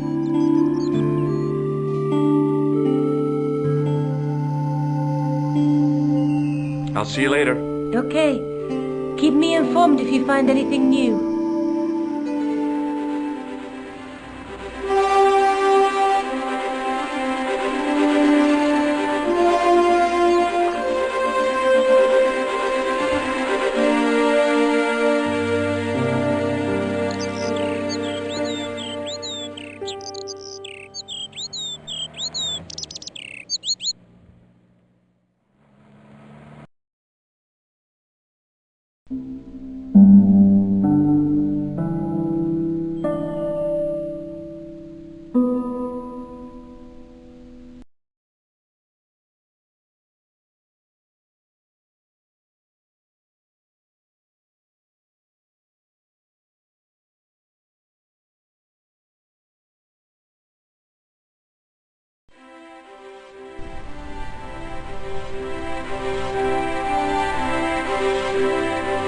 Rosso's sidekick, Sergeant Moo.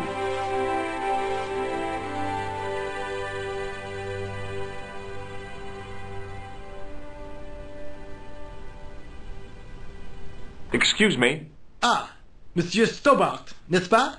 That's correct. You remember me. The retention of such data is part of my duty as a gendarme. That is how crime is fought, through attention to detail, not intuition. Yes, sure. I'd like to report an assault. Yes, monsieur? Where is the victim? I'm the victim. I've been harassed by a pair of thugs. I see. And where did this alleged assault take place? Outside the Hotel Ubu. They stopped me as I was leaving and went through my pockets. Could you describe the suspects, monsieur?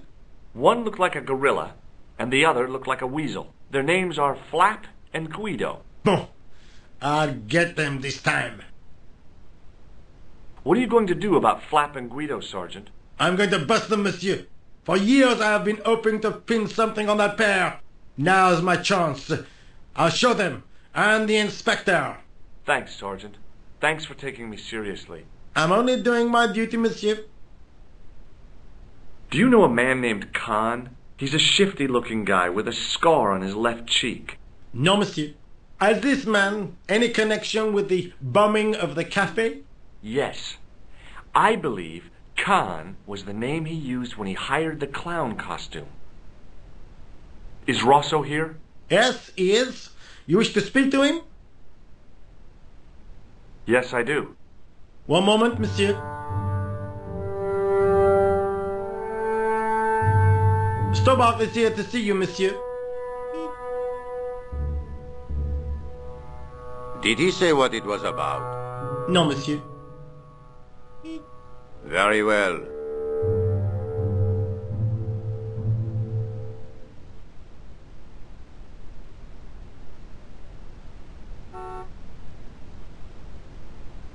Hi, Inspector. Remember me? But of course, Mr. Stobart. My mind is a well-ordered faculty. A mental classification system that's the envy of the Bibliothèque Nationale. No tricks, mark you, monsieur. Just exercise. Just as our muscles waste through inactivity, so our minds decay. But there is no need. If only people would learn to exercise their wits daily. If he was trying to impress me, it worked. He was pompous and patronizing, but he had style. Eh bien, if you called about the bombing, you're too late. Investigations have been closed. But I've been taken off the case. what about the murderer, the dead guy? It is out of my hands.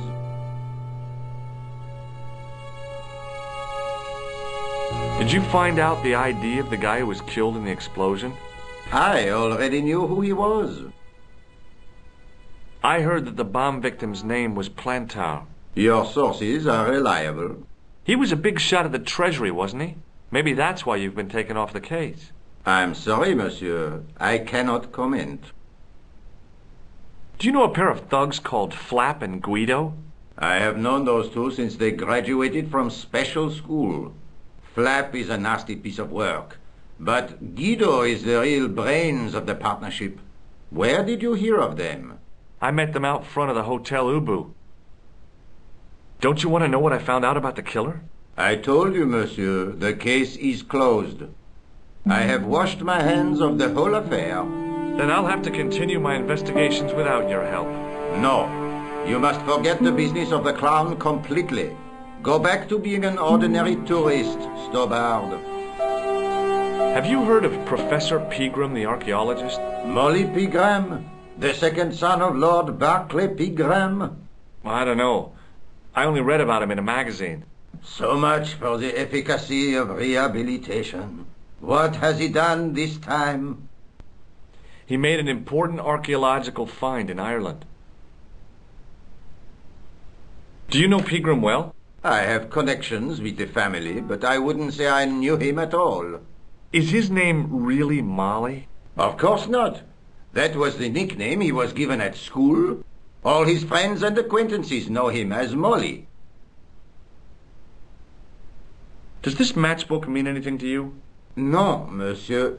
I suggest you ask Sergeant Moo about that. God only knows why, but he collects matchbooks. He claims it is a hobby. Does the name Thomas Merlin mean anything to you? No, monsieur, nothing. It's another one of the assumed names used by the killer. Ah, the famous killer clown case. Yeah. You might have forgotten all about it, but I still aim to find that guy. Would you care to shake my hand, Inspector? Please don't be offended if I decline your offer, Stobart. The palms of my hands are particularly sensitive. Do you recognize the man in this photograph? No. It's the face of a killer. The man who bombed the cafe? The photograph was taken soon after the explosion. He'd escaped through the sewers, leaving a trail of clues behind him. Circumstantial evidence, Stobart. None of it proves a thing. What was that psycho-detective business you did in the cafe? It is my theory that the passions evoked in violent crimes create ripples in the ether, invisible to all but the possessor of a highly developed and receptive mind. I'm impressed. Can you bend spoons, too? I didn't think a man of your obvious intelligence would stoop to mockery. I'm not mocking. I've had personal experience of the power of the mind. I used to get ignored at parties until I read a book that changed my life. Really? What was it called? Hypnotism for Fun and Profit. He looked at me as if I'd farted at a funeral. The power of mesmerism is a rare gift, not a party trick. You're not going to try any of that psychic interrogation on me, are you? Do you find the thought of my probing distasteful? Let's just say I'd rather you didn't. I've got more doubts than Doubting Thomas when it comes to mysticism. Too bad. I think you would make an interesting subject under controlled regression. The day I let anyone mess with my mind hasn't dawned yet. So long, Inspector.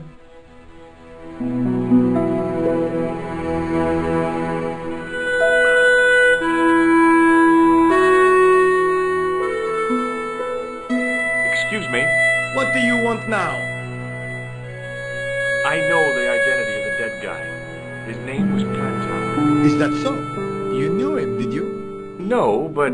We'll know everything there is to know about him soon enough.